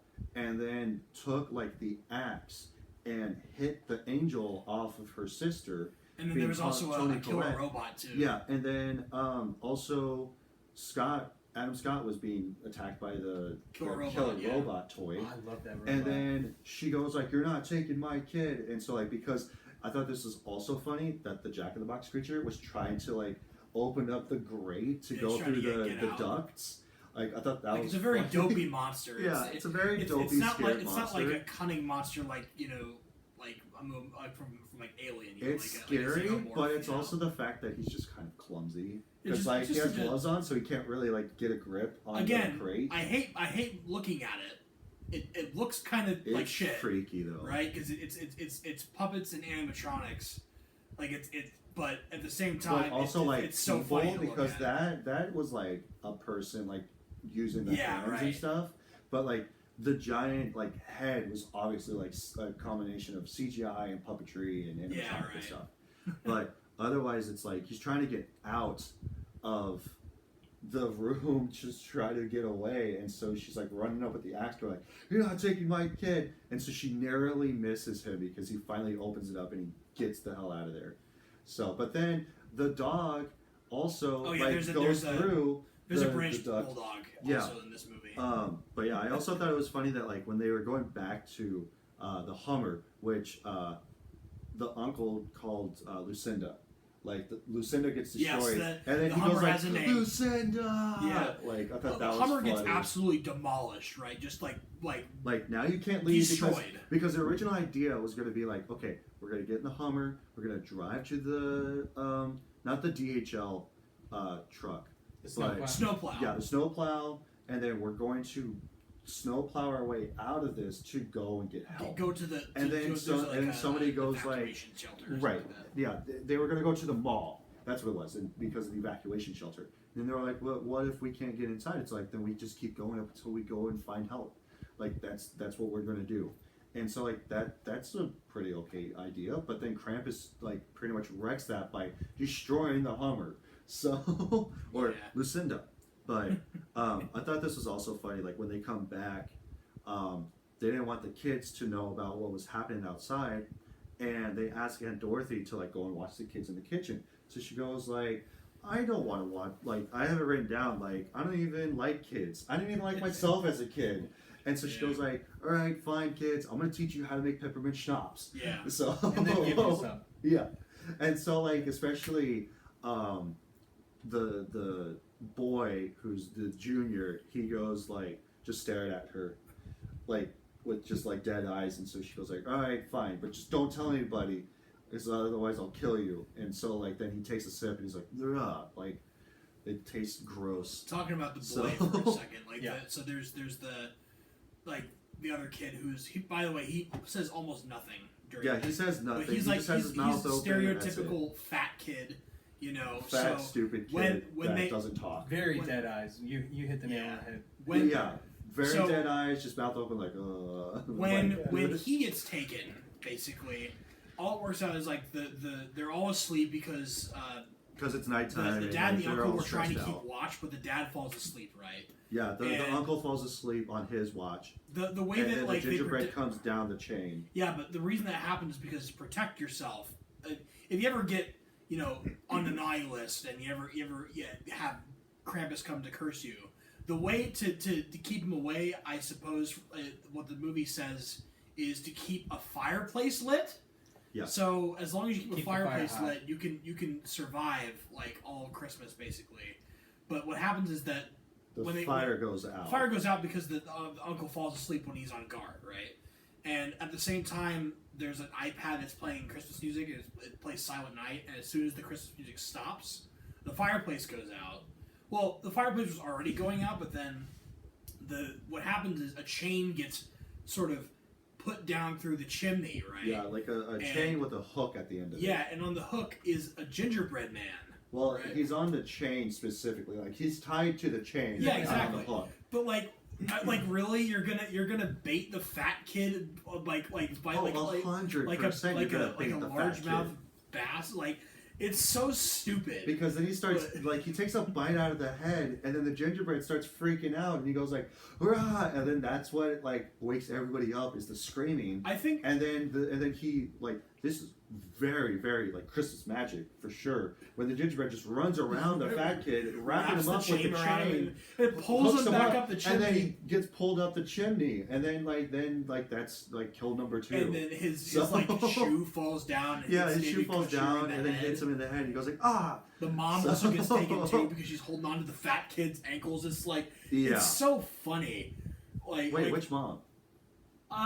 Tony Collette. No, she doesn't. No. Are you sure? No, she almost got taken, but Yeah, but she was got- she was holding on to his ankles as the boy was taken, right? No. Yeah, because well, yeah, she she was. was- She was. she- No, no, she she was was- holding on to his ankles. Yeah, but because she was getting taken up the chimney, but she didn't get taken. No, she because didn't she get let taken go. up the Lost her chimney. grip. No. Yeah, Yeah. that's she what I lost her mean. grip and let go, That's what I and mean. then he got taken. Yeah, But she looked at gingerbread fucker in the eyes yeah. and was And like, then, what? And then she drops. Yeah, she goes like, "What the hell is even that?" Yeah, As as if it wasn't already weird. Like But yeah. Then after that, it's like and again we go back to the grandma's backstory and Aunt Dorothy going like, "I knew she spoke Yeah, English." just all of a sudden, like So- now you have to change the grandmother to speak fluent English because now. there's a bit of exposition that you have to go through, and you don't want to have the audience have to listen to all that in German and read subtitles.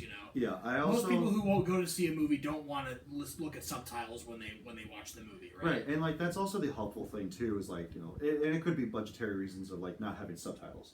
So it's like I don't know. I feel hold on, because like throughout that whole time they didn't have subtitles for her because her family like Adam Scott and Max they would talk to her in English, so that way it would give context clues of going like, oh, like in the beginning when they first get to Grandma's house, she's talking to him in English or in German, and he talks to her in English, and that's how you get your context clues of what she's saying.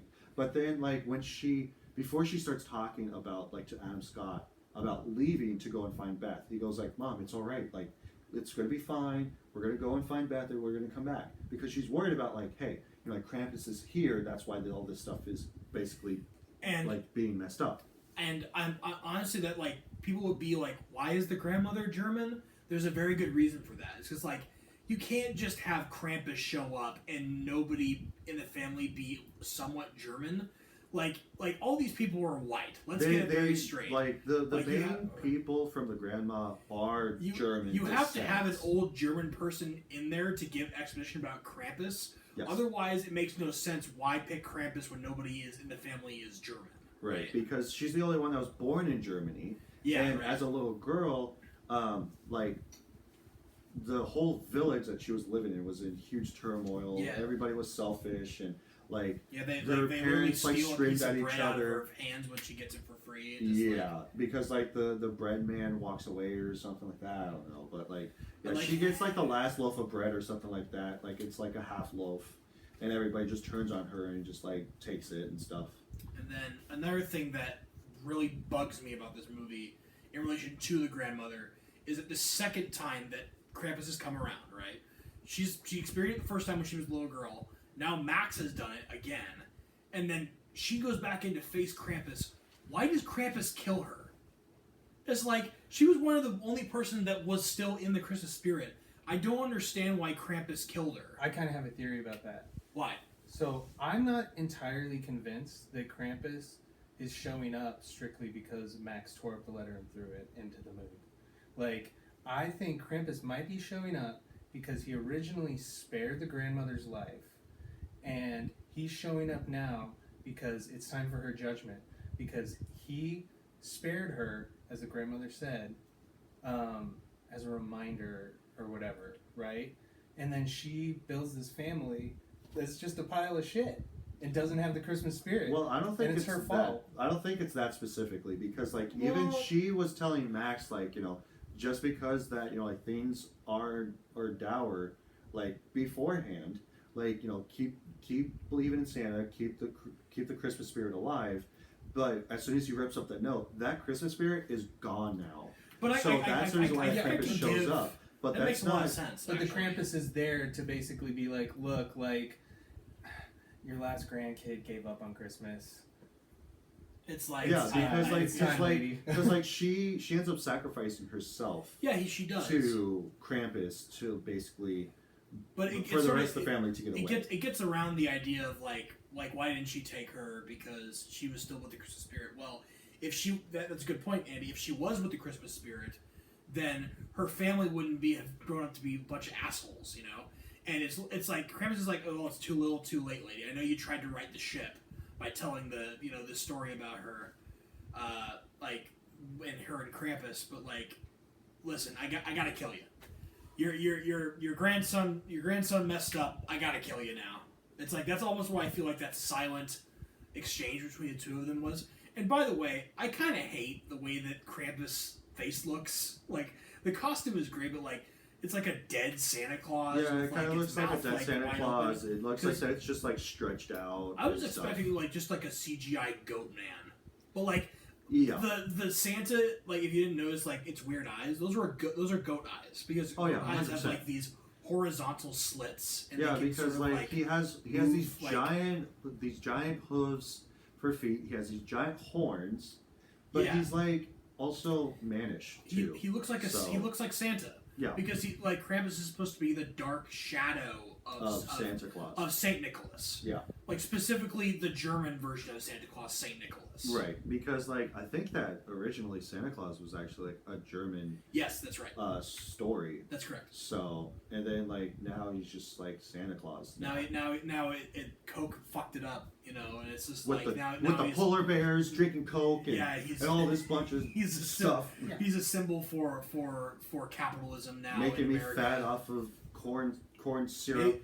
Maybe the CEO of Coca-Cola should receive a visit from Krampus this year. Maybe everybody deserves a visit from Krampus this year. Honestly, No, that's a joke. Not everybody, I'm but legal. most people. My lawyer is advising me that last statement was a joke. Excuse me. I can neither confirm nor deny any certain allegations against my client at this time. Anyway, But pressing on. But yeah, I thought it was funny because like when they were doing their watch, because at this point everybody's awake, and Max gets on the binoculars and he looks out the window. He sees Krampus, and all I thought was like Krampus saying, "I see you." yeah, it's just like Hold on. Apparently, I gotta go look at my cat. So give me 2 seconds. Nice to meet you. Oh, it's cat time? Yeah, I gotta. All right. I gotta. Are I you gotta gonna, check run out my an ad cats. right now, or are you No, gonna? I don't have any ads. I wish I did, but I don't. Are you gonna No, do like a jump I cut? just like no. Yeah, I just. Okay. Yeah, Okay, so yeah. all right. We'll refrain from speaking anymore. It's going well. Well, I feel like I feel like I'm rhythm is talking like too. it's- Am I talking too much? you are great. So just keep talking. All right. That's my only note is. I thought I would be like going You're like great. hard into some of my notes here, but like we're getting a lot of the stuff that I already wrote down. Like a lot of the stuff is just like nitpicky, tiny details that I sort of picked up. So Yeah. I drew a lot of hearts and wrote a lot of things I liked. Yeah, that's what I basically And that's- have written down here. Is No, all I the just- stuff I that I just, like, enjoy. in chronological order, things that stood out to me, I just typed them down real quick. But like Yeah, that's what I did. I just basically did that. So hold on, 3, 2, 1. so anyway, what were we talking about? We were talking about because Krampus, like I said, like How Krampus, I Krampus see looks? you. Yeah. Okay. Yeah, because like you were talking about more specifically how the way that Krampus looked. I was talking about the fact that Max was looking outside and Krampus was like, "I see you." Yeah. So because he's just standing out there, just watching them. I just like to think that like Krampus is just messing with them all. He's just like, guys, look at this sick prank. You know? Oh, 100%. It's Haha, just like- pranked ya. You guys got pranked. Like he's just like being an asshole, basically, just like standing up on top of the rooftop. Because like, but yeah, and then we already talked about like the giant Jack in the Box, like eating the twins and taking off with them and stuff. Because he only got one of the twins, not both of them. Yeah, right. Because eventually he does get both of them at the end. But Yeah, that's right. but yeah, and then we talked about the angel and the teddy bear fight and stuff like Yeah, I that. guess we should talk about the ending a little bit, shouldn't we? Yeah, because it's getting to be about that time. It's Yeah, of like course, an hour like- and a half in or something like that, but like close to that. But yeah, Yeah. otherwise, like this was like getting towards the end because then talked about what I had written down was the Krampus showdown is with Yeah, the grandma. The Krampus showdown was like that was. But It's a kind of a cop out to say like the best part of the movie was like the finale, but like they just really it went all was out. it was like essentially the best part of the movie is when you finally see Krampus You get to see face to face, you see Krampus, and and then it's you like see with his the like grandma too. his evil ass sleigh and like his like Krampus reindeer. They're just a bunch of like eldritch Oh, yeah. like. Right. They're having And, like it was like the party they were having it felt like Jabba's palace. It was like, Right. I was like and so like I thought it excited to was see it. because especially like getting towards like the actual end is when Krampus takes the other twin, because now it's just Max and the twin that are now survivors because they make their way out because the grandma sacrificed herself. They're making their way over towards the snowplow, right? Because And- it's like that's their last hope. Like we have to get the snowplow. and so like then goes Adam Scott because he's the last line because he goes like, "Go on, I have the guns, like Yeah. keep going." he And then dies. he dies off screen, and then he gets taken. Then you've got the mom. Then you've got the aunt. The aunt and the mom. And then the mom goes, and then It's just left with- and then the cousin with goes. Jordan and and, then Max. Max. it's Jordan and Jordan Max left in the. Yeah, and then so like he goes to go and talk to Krampus, and like there's this huge hole to hell that opens up. Now, can I talk about one more thing before we get to the big confrontation? Is that like it's just Max and Jordan in the thing, and they're trying to start the Yeah, they're trying to snowplow, start the and snowplow. miraculously it starts. Like, there's no way that a snowplow buried outside in the snow, So like in a blizzard, like a kid could just figure out how it's right. So like here's the thing too, because like I mentioned this earlier about the movie podcast that follow Bad Movies Rule. Yeah. They often talk about the fact like, oh yeah, here's a movie trope, because like sometimes they talk about movie tropes. Yeah, right. And it's like they'll have like a jingle of like movie tropes, and it's like talking about like, oh yeah, here's this person that has no affiliation with this type of machinery, that has never touched this in a day of their life. They automatically know how to operate it. How are they gonna get out? Yeah, because even like Max goes like, even if we start this, I don't even know how to drive it. I don't know how to drive it, and apart from it just being, it's not a normal car. It's not a normal car. It's a snowplow. So you have to also figure out like what was the plan there? Right, like you have to figure out on how to get the actual like plow to go down, meet the road, not be able to tear it up or the road, and to also push the snow off to the side. Because, yeah, some snow plows, they are angled like a triangle. Some of them, they actually have to be angled to the either left or to the right to push the snow off to the side. It's not desperate. It's not suspenseful. It's just stupid. It's just dumb. That's all that it is. But, like, you know, all the people are going to die. It's just like, yeah, it's just a matter of when. And because and then the elves come and like steal like Jordan away, but they don't take Max, so Max has to because Max it's essentially just like the story of the grandma, where like now he's a lesson. He's the last survivor. Yeah, he's the lesson of don't let the Christmas spirit die. And then at the very last moment, Max is like, "I'm sorry, I give up my wish. Please give me my family back." Yeah, and then they all laugh about it. They laugh at him, and they laugh in his face. Krampus picks him up and yeets him into a giant sinkhole into hell. Yeah, because before that, like, he goes like, "I renounce my wish, give me back my family," and they all laugh. And I especially love that his reindeer. They were also laughing too, and then they butt heads. They butt heads, and that was actually pretty too. cool too. And so, like, they're all laughing, and he goes, like, all right, fine, take me in their place instead. Yeah, take me, please. And then he just basically, then they drop the cousin in there, and then that's when they push him into, like, the wormhole to hell. And then he wakes up. It's Christmas morning now. He wakes up. He falls out of the bed. I was the whole bait and switch. I was so mad.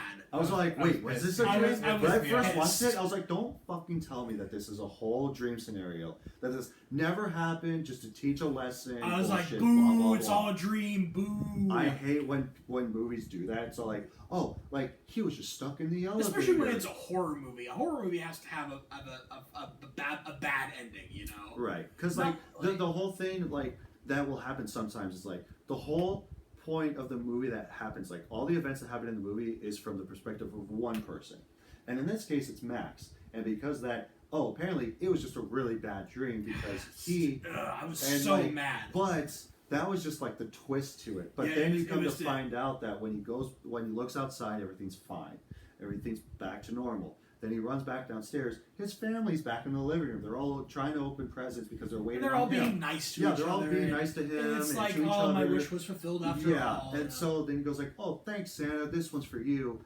And then he sits down and they're like opening presents. And then you just hear like all of the events that have happened, like in audio form, that they're all hearing themselves going like, wait. And then they all lose their smiles and they all just go straight face and going like, very puzzled, going like, wait, hold on. And this all happens after Max opens up his gift, and it's the Krampus bell. So we didn't mention this. So like back when Omi, the grandmother, was a survivor, Krampus gave her a bell to remember about what happened to her. It's like this bronze bell, like a sleigh bell, basically, that has Krampus, like some phrase in German engraved onto it. I think it's just his name, but everybody just calls him Krampus. It's like, it means greetings from Krampus. Yeah, greetings from that's Krampus, basically. I think. And, it might be that. When Max opens it, that's when all of like the bad shit comes back, and it's a slow pan out of the house, and then it realized the house is in a snow globe. That was actually the twist. The twist in Krampus's workshop. Yeah, in Krampus's workshop, amongst other shelf, snow globes. amongst other snow globes with houses in them too. And so it's like that's really awesome. The movie loved and then that ending. The movie ends with a crappy, cheap jump scare. Of all of the toys and the gingerbread man, it they didn't jump up and they all just like howl into the I screen. didn't even process it because I was too absorbed in my shock. Like, are you serious? It's just they're just all in a snow globe.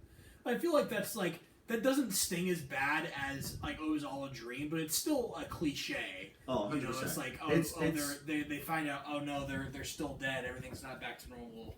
He did look out the window and see that everything was normal, right? Right. He So, looked out like, the is window he and in the everything was snow normal. globe, or is that like That's like kind of like Krampus's surveillance sort of? that's like, kind of they're- the question. Is they're- like if he looked out the window and everything was normal, does that mean that they could just live the rest of their lives like normal and nothing happened? Or are they just confined to this snow globe now? I think it's the lighting that gives it away that they're trapped in the snow globe because everything is sort of has 100%. bathed in white light in the scene. I think what happens is they're actually trapped in the snow globe because Krampus takes them all and they're stuck, like basically. In That's purgatory. that's their hell. That's their hell. that's it's being stuck like together and knowing like that they're pieces of shit, you know. Right, So- exactly. But yeah, So that's how it ends. Yeah, that's the ending to Krampus. So and then of course I always add a sound effect of kids cheering at the end of each thing. If you guys have watched, That's great. so I think that's funny. But otherwise, let's get into again red fire skip of what I mentioned before, where we give our consensus on whether you should rent it, buy it, or skip it. Of course, rent is where you will occasionally watch it. It's on Netflix, it's on Hulu, it's on a streaming service, or you're just pay $5 just to rent it. Buys, of course, you'll buy it, you'll go and get it on DVD, or you'll buy it on digital, like on Amazon or Vudu. It's now called Fandango, which is stupid now, but you'll have it, you'll always watch it, and then skip is, of course, like, oh yeah, you don't need to waste your time on watching this piece of garbage. So, but who would like to go first for their consensus? I got this. Okay, you can go Okay. first. All right. Definitely not a skip. I really loved watching the movie. I had a great time, start to finish. Oh yeah, for sure. I would respect anyone who said they would buy it. They need this on their shelf. They need to rewatch this every year. I would respect that. Oh yeah, because I can definitely see this being a bad enough movie to where it is a good movie, but it's bad for sure. Yeah, but it's like I can see it like conjuring up the right vibe if your family like is like Dysfunctional dysfunctional and like like it resonates with everyone and makes everyone hold everyone a little tighter and closer because it's like, oh, thank God we're not right. gonna It's eat like, by a jack in man, the box. they're really peering into my life. Maybe I should be a better person to my family. Like, if that's not calling the kettle black, If that's what they got out of this movie, then wow, that's. I feel sorry for you. Yeah. Well, at So- least they have each other. So you're saying I'm saying rent for saying sure. rent. I mean, it's alright, like. Yeah, and I would strongly encourage a rent on this because I enjoyed it a lot more than I thought I would, and I think anybody who would buy it needs to rent it first because they might not it might not be enough for them. And I mean, like, that's kind of the reason why that I decided to make this into a podcast format, is so that way, like, if you don't want to waste your time on, like, begrudgingly, like, renting this movie, go like, oh, I'm out of $5 now because, like, this is a piece of garbage movie or whatever. It's like, that's the reason why, like, a lot of people on YouTube or on TikTok or whatever social media, that they have those reviews Yeah. of movies. Like video essays and stuff. Right, Like and that. it's like, oh, these are the things that I picked out of the movie, blah blah blah, whatever. Like, this is my consensus on it. But of course, the beauty is only in the eye of the beholder. Yeah. So some Subjective. people really love this movie, but others just might not. But of course, we always give our honest opinions on this podcast about whether you should watch this movie or not even waste your time. But that's the whole point of this whole thing. So, of course, we are a movie review podcast, and that's why we talk about movies is for that reason. Yeah, So, exactly. and as well as like favorite movies that we also enjoy, that like we also want to share our love for. So, Yeah. and if you don't like that movie, then you can go kick rocks. So, Jack, your turn. Oh yeah, of course. I would definitely say this is a rent. I mean, it's alright, like. movie, but like I have a different opinion on when it comes to like seasonal type movies. Like I would never like want to buy like a Christmas movie, right? Especially not nowadays where streaming services and like renting movies has become a lot easier. But I will say that like I didn't hate this movie. You know, there will be some people who spit like vitriol, like it's so cheap and like it's not even a good horror movie. It's like, or the people be like who I was originally was like, oh, I already saw the marketing for this movie, like I don't really care about it. There are some funny things in this movie, right? Mm-hmm. And there are some scary things in this movie, like I'm not a big horror guy. I barely watched any horror movies besides this one, unless you like want to count like Jaws or Predator or something like that. Like not really horror movies, but like if you have someone who is not a horror, like they don't like going to horror movies, so they don't want to get scared. Like this isn't a super scary movie, but at the same time it shakes up the dynamic of what a Christmas movie is. So again, if you're tired of those standard Christmas movies that you watch every single year, and you need to bring to a Christmas movie night, something like that, bring this movie because at least it's different, Like I said, the acting in the movie is not it's over the top and it's really tongue in cheek and campy, but at the same time, it's not so bad that like I'm groaning every time I hear someone talk. It's still a good performance all in all, but it's not absolutely outstanding. It didn't blow me away, but I would definitely say it's a rent. Definitely don't skip this movie. At least give it a shot, but I wouldn't want to like buy like a steelbook version of this movie or anything like that. But just for the story of what it went through, like first watching the movie and then learning more about it, like I would definitely say it's worth your time to watch this movie. I would rent it. Oh yeah, for sure. Because I would definitely say that this is a rent as well. I mean, it's all right. Like, and piggybacking off of what you guys also mentioned was like, it's not your traditional Christmas movie of like a feel good holiday, like, oh, let's throw this on and like have a good time and like feel good about it type of movie. It's more of a satirical side of a Christmas movie and all that bunch of stuff, because like, yeah, you could take this movie away and be like, you know what, I did learn something from this type of feel, but it's also like it's a horror movie in the fact of it being a Christmas movie. It's like, kind of depressing at some point. It's kind of like with Violent Night, where I remember the marketing to it where it's like it's John Wick but for Christmas. Yeah. And like that's what it was. And like even for the movie that I mentioned earlier, Silent Night, it's an action movie that takes place on Christmas. And it's also like Die Hard. People will argue that Die Hard is not a Christmas movie. Yeah. I will argue that it is. I will not be taking any debates because it is a Christmas movie. We don't have time for that anyway. Right, exactly. Because like we will be here all night, but we don't have that time. So I'll tell you one thing: I'll definitely watch this movie over a movie like Red One, because Red One is absolutely Hollywood slop. You should not give it the time of day. This is a movie that at least has something for certain types of people, right? All right, rapid fire for Red One. Rent, buy, or skip. Go. Red One? Yeah, Red One. I don't know. He doesn't even know what that movie is. I don't know what that is. It's basically an action movie. Okay, so essentially the whole story is that J.K. Simmons is Santa. Okay, he gets taken. Okay. He gets kidnapped. Yeah, he gets kidnapped. The Rock is his right-hand man, as his bodyguard, and then they go and they incorporate Chris Evans, who's supposed to be the world's number one tracker in the world. Okay.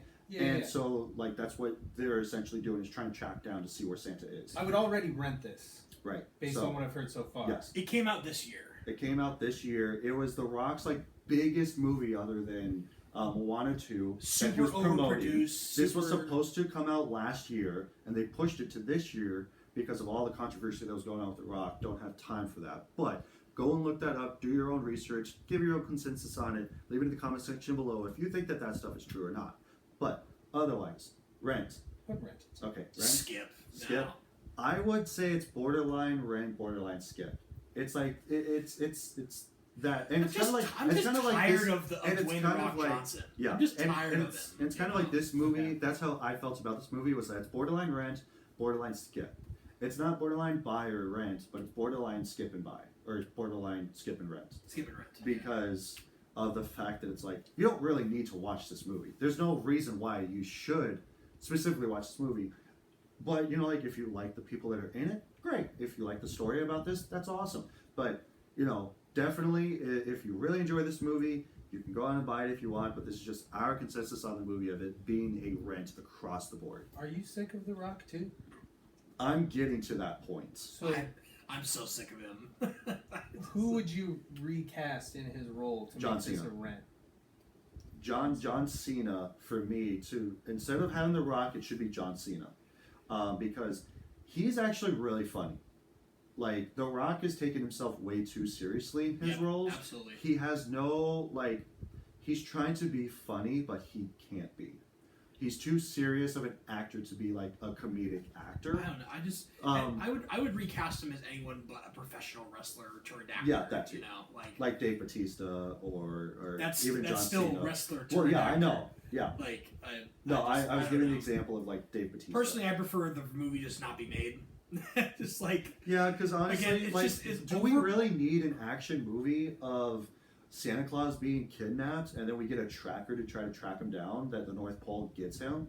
Like, do we really need that though? maybe don't If Liam like. Neeson is in it. For taking Santa Claus. That's what it That could would- be. that would make Taking it work. Santa Claus. Yeah, but that's just tongue in cheek That's parody. just- yeah, at that that's point. just- It's just like Well, speaking of That's tongue in just cheek camp. parodies and Liam Neeson, he's going to Taking be. a bag of toys. He's going to actually be in a Naked Gun remake. I will say at least Liam Neeson is an actor, not a celebrity. Yes, he's an actor, not a celebrity. But yes, Liam Neeson I is just- going to be in the remake of Naked Gun. I feel bad about Chris Evans in Red One. Real quick side tangent, just like if I were Chris Evans, I would just coast off of my MCU bag, and then maybe occasionally return for like a Scott Pilgrim thing. Well, 'Cause I that's know what he that did for the animated I know series. he did that, but like only do that, right? Right. Only come back just for Scott reprise Pilgrim his roles. about Scott Pilgrim things, and then just for the rest of my life, just like acknowledge the amount of money that I've gotten from being Captain America, and then do nothing else. Well, that's kind of like what Robert Downey Jr. did. Like after Endgame, he was done doing That's not true. acting for a while. That's not true. He was in Oppenheimer. Well, yes, he was in Oppenheimer, but not that much. And then he also had his own like Amazon Prime show as well, where he plays different characters. But for a while, he wasn't doing anything. And Yeah, then, it's like- and then I that's think the that when dream, man. because essentially when Christopher Nolan calls, you answer that damn phone. Absolutely. Like Christopher Nolan, that is top tier like movie magic right there. Because you know that everything that he touches will turn to gold. Like Interstellar, Tenet, freaking Inception, Oppenheimer, like, you know, a bunch of others. The Prestige. The Batman trilogy. Yeah, the Batman trilogy. Well, the Dark Knight trilogy. Dark Knight trilogy, I specifically. mean, yes. Yeah, because the Batman is Robert Pattinson, so. I mean, yeah. Right. Batman trilogy. Yeah, but, yeah. Anyway. Any horror. Is there, like, yes, you just heard me right. I said any horror. I like Yes, that. yes, Yeah, yes, Good. yes. that's me, because I've said that ever since I was like maybe 16, 17. That's my way of saying anyway, is just like any horror. So, I don't know. I might put that on a t-shirt if I actually do make merch. Wait, are any you saying horror like any cinema. horror or any Any horror. Oh, okay. Like a prostitute. Oh, Right. I thought I heard any horror because we were doing No. like a horror No. movie, and I was like, that's brilliant. But You this should do is- that. No, You should that's do a that tongue too. in cheek. Yeah, any horror. Yeah, Yeah, but any horror. Any horror. What are some Christmas movies that you guys typically would watch, like on Christmas? Because, like, of course, it being my birthday, which I do have a surprise for my birthday episode that I want to talk about my favorite movie.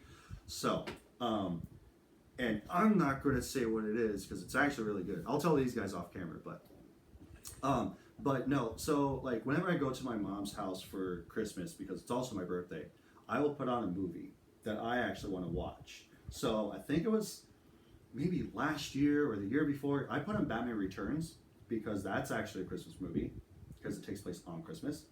So, yeah. I don't know. Like me personally, watching movies on Christmas is not really a tradition I have. so I can't say that I really have one. Well, like, even if you were little, like, Home Alone or something. The movie for me was Elf. Oh, okay. But like Yeah. that was just because I owned it on DVD, and back Right. then it was really hard to watch movies if you didn't buy it on DVD. Yeah. You know, so Like it's either that you own it or you just don't watch it unless it's on TV. and then of course the mythical land of Blockbuster back then. When you would go to actually physically rent a movie, then you had to give it back. Back in Yeah. those days are long gone. Oh, 100%. Now it's just streaming. But yeah, for me, and, it was Elf. online, and like it's terrible because especially for me, I like to buy physical movies, so it kind of makes it a little bit harder to go and buy physical media anymore because Best Buy got rid of all their physical media for movies. Target is now starting to get rid of their physical media for movies.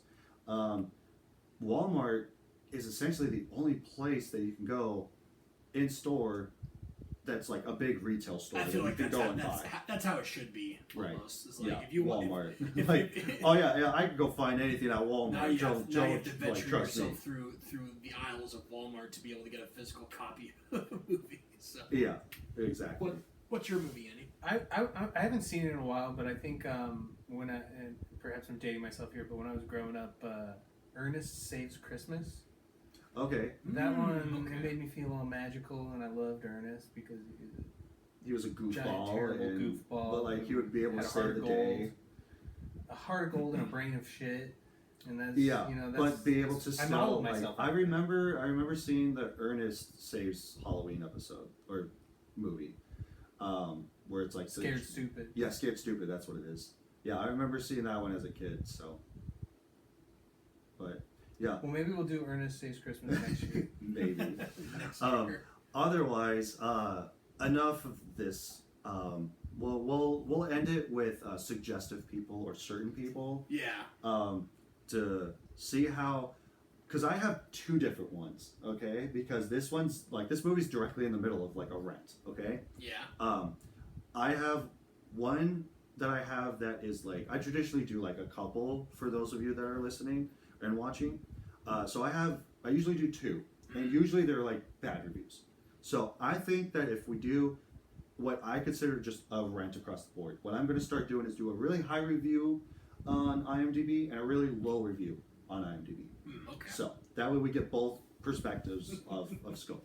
So first one that we have is going to be a 10 out of 10 stars. Okay, it's a perfect movie for them. On IMDb. On IMDb, this is a perfect movie to them. It says one of my favorite Christmas horror movies of all time, which I would argue it is a pretty decent one. The first time I saw this movie, I loved it. I'm a big horror movie fan, and I love both Halloween and Christmas, so this type of movie is definitely worth my watch. I do think this movie should have been rated R because it kind of feels out of place for a PG-13, but no matter. I love this movie, and I love everything about it. They give it a 10 out of 10, yet they a 10 out of 10 is like no criticism at all, and then they were Yes, exactly. like, they should have given it like a 9.5 out of 10. Right, because like, you're still nitpicking at it because, like I said, I would agree with them by saying, yes, this should have been a rated R movie if they wanted it to actually be a better movie. Are these But- are these critic reviews or are these No, like these are just user reviews. User reviews, okay. These are just random people on the internet. That give sounds their like a freaking consensus. simple thing. Give me something good. Give me something with some yeah, it, specifics. it seems like Yeah.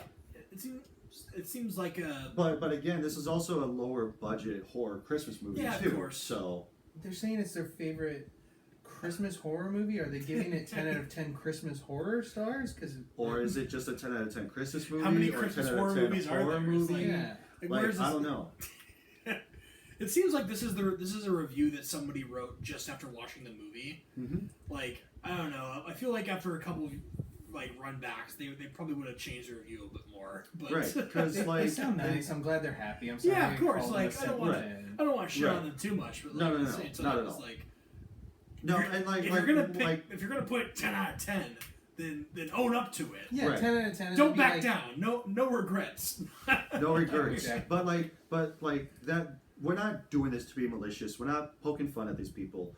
We're just nitpicking Sorry. at their review of And I'm not like yelling at you guys like a dad, going like, I'm not mad, but I'm just disappointed in how you would make fun of this person on the I'll work internet. on it. If they don't even have, they don't even have Like- names on IMDb. No, they don't have names, but they do have like Usernames. usernames. Well, I can't But- see that. But regardless, It's too this small. one was like back in 2021, at the end of December on the 29th. So that's It's like right after Christmas. Right. Like, So it's like, but here's the try thing. watching this movie again when it's not Christmas Right, season. and, See how you yeah, rate it. and again, we don't do this thing to be malicious. We're not poking fun at people that do these reviews or anything Yeah, no, like that. of course not. Like we will give our consensus on them either being, which I dubbed as wrong people, because I think that fits better than certain people or suggestive people that Sam has, because he goes like, well, like we do agree sometimes with them, so we can call their comments like a suggestion or a suggestive or certain. And it's like, well, yes, but I prefer the term wrong people because some people have wrong opinions, and therefore they are a wrong person. But is this a wrong opinion, though? In a way, Can you yes. really knock a person for saying it's their, maybe it is their favorite Christmas movie? Right, and that's the thing, because if it's a really highly regarded movie, so like The Batman, right? Somebody gives Yeah. a really poor review on it because it's not actiony enough and blah blah blah and whatever. It's like, no, that is a wrong opinion and that is a wrong. It's like person. objectively wrong. Right. So, but of course, everybody's entitled to their own opinion. So I there's don't know, I that. feel like there's not enough meat on the bones for No. this one. Now So, this one right the here. other perspective of it We're is going, that we we're have going the to like one star star review. like, yeah. So this person says, worst movie I've ever seen. This is one of the worst movies Strong opinion. I have ever seen in my entire life. It was worse than Teeth, which if you guys don't know about Teeth, I don't know about teeth. you don't know? about that. You do? Yeah. Okay, Daytona so of basically it's about this woman, she gets sexually assaulted. And so I don't remember what it was, but like I don't remember how this happened or how this like goes about, but she basically has teeth in her vagina, and what she does is that she goes to like bars and tries to pick up guys, and like she'll have sex with them, but then her mouth vagina essentially will I hate this cut, already. will basically eat their penis. To any guy, or is she only targeting guys who Targeting deserve guys this? that are So pieces she's of kind of garbage. dextering a little bit. Yes. It's and not thi- just and random this person guys. is saying this is worse than that. Right. I didn't even have to watch it. I can tell this is I actually gotta the worst see shit teeth. ever. I gotta see teeth. You now. gotta see this. I've never Because I've if never this guy seen thinks teeth. it's worse So than, I just know about teeth because That I means- have them. But other than that, I just know about teeth and what. That's a strongly worded opinion about this. Okay, right. let's keep going. So, but continue on. About 20 minutes, I wanted to leave the theater and see The Night Before instead, being The Nightmare Before Christmas. Heard many laughs from the theater next door. I felt that I had wasted every cent I had paid to see this movie, and I would have rather thrown the money in the garbage, as I feel it would have gotten better use. It felt as if every minute that passed was worse than the next. The trailer did a great job of making this movie look like it was going to be be good somehow. I feel as though any movie in the history of movies would have been more pleasing to watch than this film, and I will never recommend this film to anybody ever.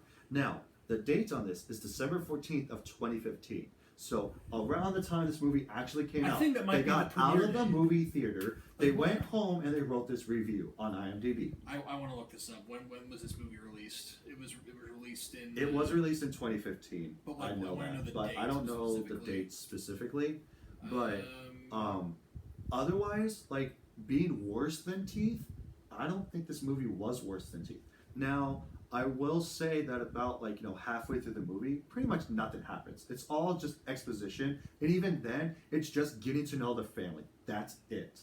Like, if you're gonna be an hour and a half long horror, especially Christmas movie like this, you don't really need to get the family dynamic. this except this for- review was written 10 days after the movie debuted in 2015. So there you go.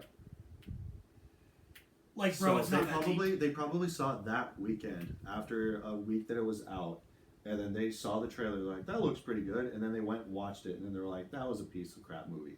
So, but I mean, I agree. The marketing definitely typed it up to be a lot scarier. oh, 100%. Scarier than it actually The was. marketing always does that. Like in some cases, the marketing falls off. In other cases, they try to make it super The marketing in your does too face. much. Yeah, Like it's doing all the heavy lifting for you. yeah, exactly. And like, come on, bro. That's a bit. That's a That's bit much to say that you would rather throw your money in the garbage than spend it on this movie. Also, that's Like, like super cliche. honestly. Is like And like, I also hate when typical people response would say, and like you know movie if bad, throw money in trash cans. yeah, because like even for me, I used to work in a movie theater like years ago, Yeah. and typically if you didn't like a movie half an hour into it, you could come back and get a full refund, and or you could Yeah, also really? like go and exchange it for another movie that you wanted to go see. Huh. So I knew like that. you don't have to. I bet just most people don't watch know that. Yeah. Slide in their DMs right now. They need help. Because that negativity. Some- Well, they might know it that's- now. It's been like almost 10 years. Like, I hope So they had some therapy because that's like. This I'm review, worried about this that. review seems like it was written by like a 17-year-old almost. I don't think it's that. Like a 17-year-old would definitely probably really enjoy this movie. Really enjoy this movie. But Yeah. I feel like this might have been like a guy in his like maybe 30s that has seen movies. Because if he's talking about teeth, 17-year-old's not going to talk about teeth. Unless they're like, that movie freaked me out. That's Like, true. Yeah, if you're they're right. saying that Teeth is better than this movie, and Teeth is garbage, right? But Just from even what you with told me that, about it, right. I wouldn't see that movie. Yeah. I would say 100%, skip just based on the description of the movie that you just gave me. for sure. This is a Rent movie, right? Oh, yeah. This is it's stupid. It's dumb. I like, especially for this, it's like, you know, the hype train behind it, or FOMO of missing out and stuff like that. It's like, okay, you Like, know, like you can't- everybody's you going to can't- talk about this Yeah, movie. you or can't miss whatever. out on a horror Christmas movie where a bunch of people like die, you know. Right. And And it, it's like, Krampus heavy- mythology and stuff. Yeah, like that's interesting stuff. Yeah, Like, it's definitely interesting for interesting sure. premise. And I Poor wouldn't even, execution. I wouldn't even say poor execution. I'd say they did Well, it. They just subpar it was execution. just it was just if they had a bigger budget, maybe they could have done a little bit better. But Right, like, and like you know that, and there's also oftentimes when people will release like director's cuts. So maybe Krampus director's cut. maybe if the director's cut was rated R, maybe that could have been a thing. But I'm not gonna say like, oh yeah, like there needs to be an extended cut or an unrated cut or whatever. But even with that, like certain movies that are unrated, there's not that much that's different from the original theatrical Yeah. release. Like maybe if a you want, scene here or if there, you or want like dialogue here or there. yeah, for me, with an unrated movie, it has to be something that we have never been able to see in theaters. Yeah. It's not just extra. I don't know why it was like deleted extra, scenes. extra stuff that was being thrown in. Deleted scenes, like Not cut even like content. deleted scenes that you know like they actually made, but then they just had to cut it out, or it's like you know extra stuff that needed to be in the movie to convey to the director why it was cut out of the movie in the first place. The Snyder not cut. not directly deleted scenes, but something to that effect. Right. Like giving more lore about whatever or something, or having more gore to it. I feel like. Was this the first movie covering the Krampus folklore that like American audiences were given? I And, like, think this- mainstream, yes, because there are Okay. several like B movie like Krampus movies that I have seen around, but other than that, like it's not directly like streamlined in Hollywood. Like Okay. some guy was like, why don't we make a Krampus movie for Christmas, and make him fight Santa Claus or something like that to see who's more powerful. Is it Santa Claus or Krampus? Movie and stuff like that. aficionados, look, So- put in the comments if there's anything else that we needed to cover about this in terms of the like other Krampus movies that Yeah. stick out to you, so we can look them up.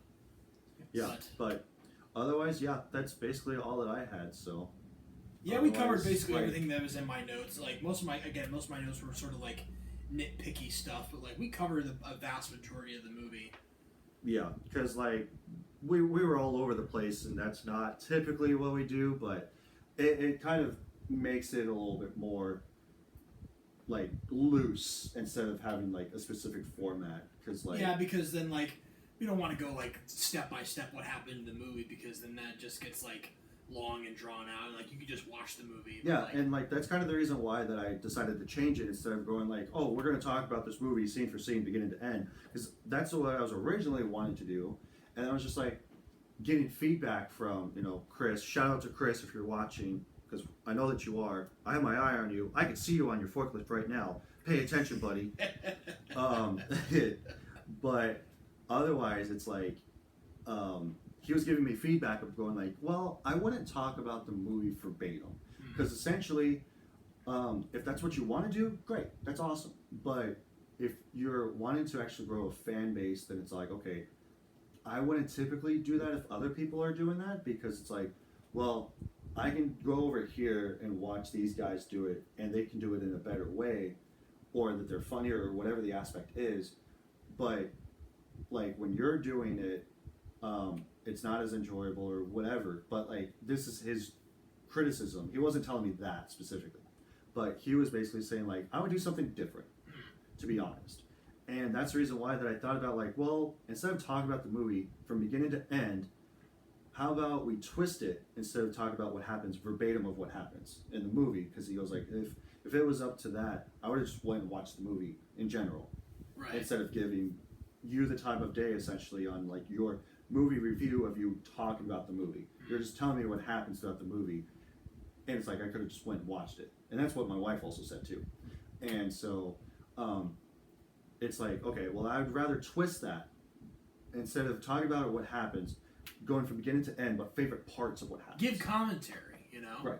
Like, Exactly. I feel like we did a good job that around this time around. Where, Oh yeah, for sure. Yeah, sure, we talked about some parts of the movie, like, I mean, but we didn't go in step out by of step order in, but, or like, whatever, because like we also brought in, like, other contexts and stuff like that, and more pieces of discussion about it. yeah, right? it was more of a discussion than actually literally talking verbatim of what happens in the movie, like with actually talking about what happens in the movie.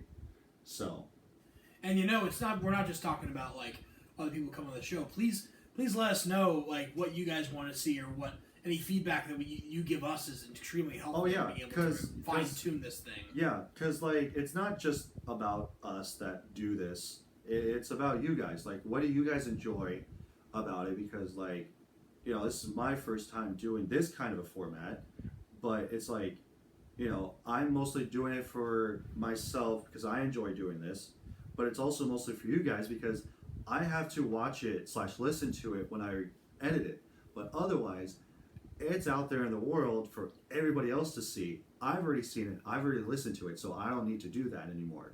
Now it's all up to you guys as the fans and the fan base to actually go like, hey, I really like this part of when you guys talk about this sort of thing. Definitely keep doing that. Probably would leave this stuff out because that's kind of boring, blah, blah, blah, whatever. So definitely I would appreciate the constructive criticism and the feedback in the comment section of wherever it is, either on Spotify or on YouTube. So, But at the same time, if you're a sick freak who likes to listen to a bunch of rambling for 3 hours on end because you have nothing better to do and you're just throwing this podcast up and behind when you're going to work, that's fine too. We don't want to exclude you, you know. no, that's definitely me. Way to call me out, Jack. Thanks. That's me too. All right, like Because I'll listen to a bunch of yapping. Even for all three of us, because we all work at the same place. Exactly. Right. Like you work in the office, but we work out on the floor, and it's like we'll watch. Or we'll listen to podcasts We'll listen to while it because we're working. Like, hey, we got nothing else to do. And then I will also, like, whenever I see you, I'm like, hey, there's a new episode out, go watch it. Or Hey, go listen to it, or whatever. All of this to say, your feedback is important, and we want to. Hear It's important to us as much as us making this for you guys because, again, like, I always strive to do bigger and better things just in general. So in order for me to make this bigger and better, I would appreciate feedback. So whether it's you guys that are across the country or even across the globe that pick this up and watch it or listen to it and then give feedback, it's mostly you guys. So, like, of course, Chris will always tell me to my face and go like, hey, I think about this. Of course. So, but otherwise, enough of that sappy talk. But otherwise, I think going on for over 2 hours now. So yeah, I think we're good. Andy, you have anything else you want to say? I'm satisfied. I'm going to save everything else that I wanted to say for the exclusive Patreon content. Oh yes, of course. Got to make that money somehow, you know. Right. Eventually, if I ever do that. Kidding. Yeah. And eventually, when it's not a matter of if, it's when I make the Patreon. Yeah. So, yeah. Be looking forward to that. So, because like I said, I have ideas. I want to keep them all a surprise up until I actually start doing the Patreon. So definitely, with that being said, thank you all so much for watching and listening. Be sure to follow us on YouTube and on Spotify. And like I said, leave all of those comments in the comment section below. And check us out on TikTok. I post clips of the podcast on TikTok and on our Instagram, so be sure to follow us on that. All that is in the description. So I have the links. Go and follow. Go and do that stuff too. And otherwise, I had something else that I thought of before all of this, but now I don't remember it. Any horror. But any horror. Yeah, thank you all so much for watching, and Merry Christmas, because this will be coming out close to Christmas. I know that I will say that again because I will be filming my favorite movie for the It's podcast. December. But You can say Merry Christmas Yes. as many times as you want. Yep. So if don't you're do watching November. this around Christmas, Merry Christmas to you. Thank you all so much for watching, and we will see you guys in the next one.